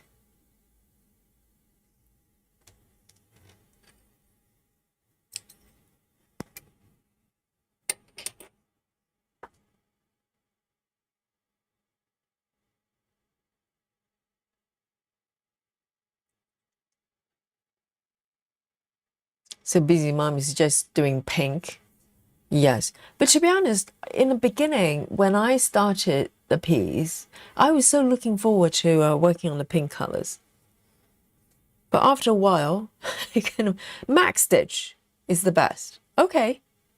I kind of did a little bit of research and Max Stitch did come up, but I wasn't sure whether that was the industry standard. So that's the one everybody's using, right? Max Stitch. Thank you, Michelle. I hope my computer is okay to run it.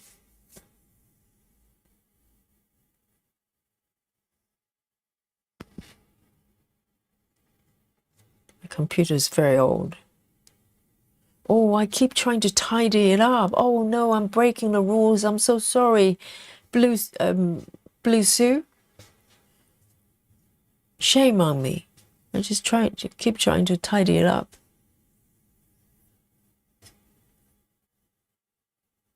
Okay.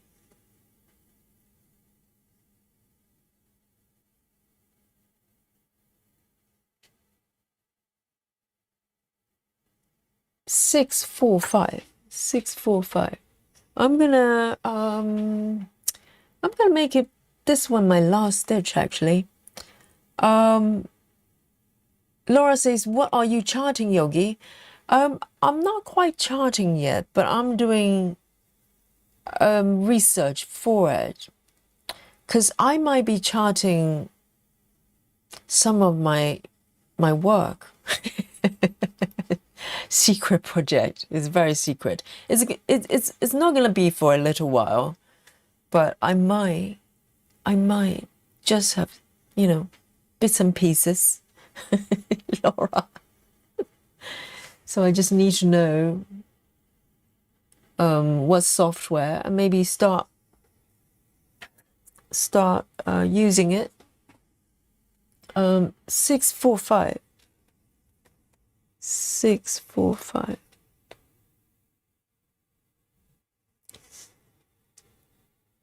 6, 4, 5. Okay, I thought it was really light.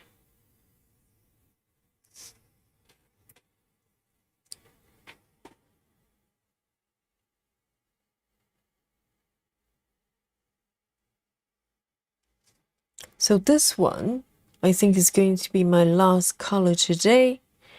645. I've got a few stitches here.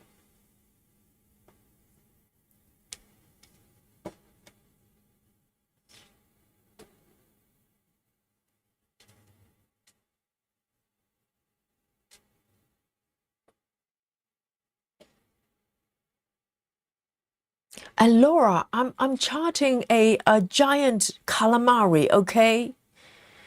And it's going to be glorious.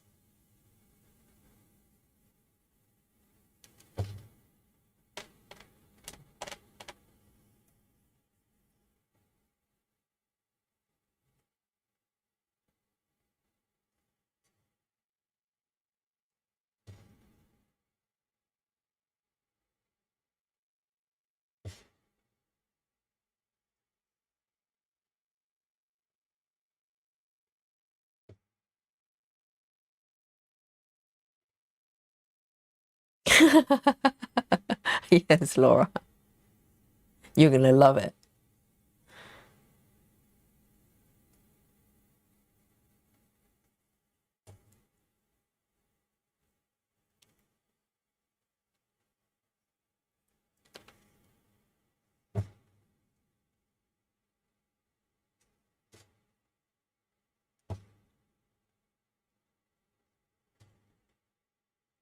And I'm going to do just one more.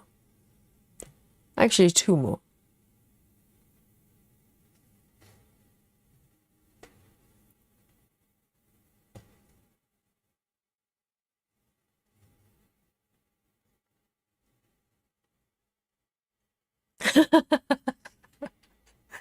Yes.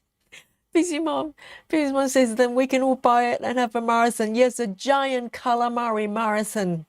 20-hour marathon. Yes. In fact, we should do 24 hours for the calamari.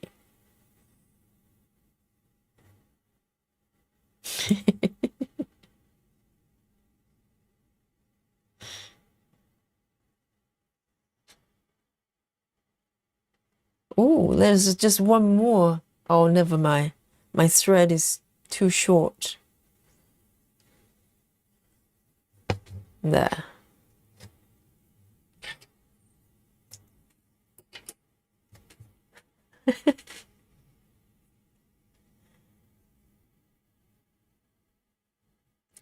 Chivi says, haven't heard anybody mention food today aside from seafood. I just made delicious cabbage soup. Oh, I love cabbage. Yes. You know, sometimes I don't know whether you try those sweetheart cabbage. It's kind of pointy, really, really sweet and very high water content. I can literally just have cabbage and just saute the whole thing and just eat it like a meal. Totally delicious. Yes. All right then. Let me zoom out. I think this has gone really, really well today.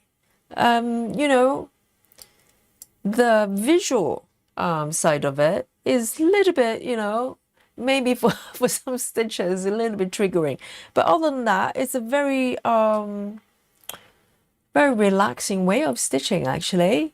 So this is Bluessu method, and I think the ladies probably not aware it's a method, but it is okay, and I'm really enjoying it, and I think you should try it, Chad. You know, and do not knock it until you try it, and you might just like it. So guys, should we do a little bit of a guess my stitches, because this is special. How many stitches do you think I've done today?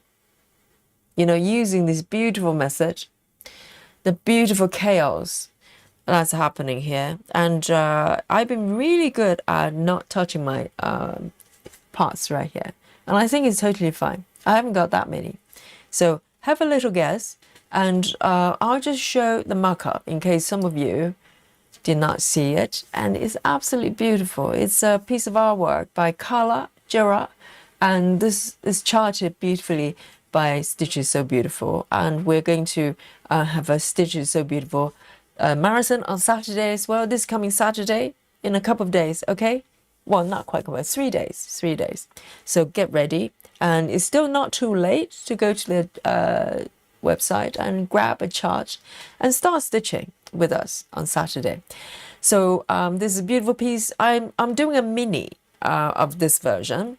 And guys, yes, it's coming through. Laura says 112. Okay. Grace 152. Clara 175. And Busy Mom is definitely having, you know, totally confident. And 105 there. Any more? And Raja 115. Everybody's around this about 100. I should take a guess as well, because I'm the one stitching it. Let me just come back here. So you can kind of gauge. So today when we started, this whole section wasn't there. Just give you some idea. So I think in terms of progress, this is actually not bad. I'm going to guess. Betty says 105. Chiviz 123. Solar 211. I think my own guess, okay?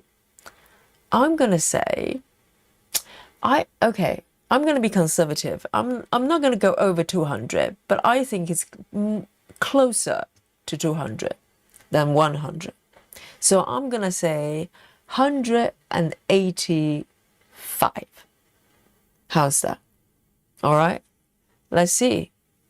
Let's have a look. And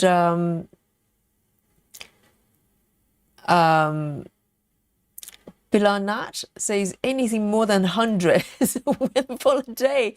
Hey, I know the bar is pretty low, but that's Nikki 70. Needle says 240. Well, I like you. You're my favorite today, Needle. All right, let's have a look. And we will find out then.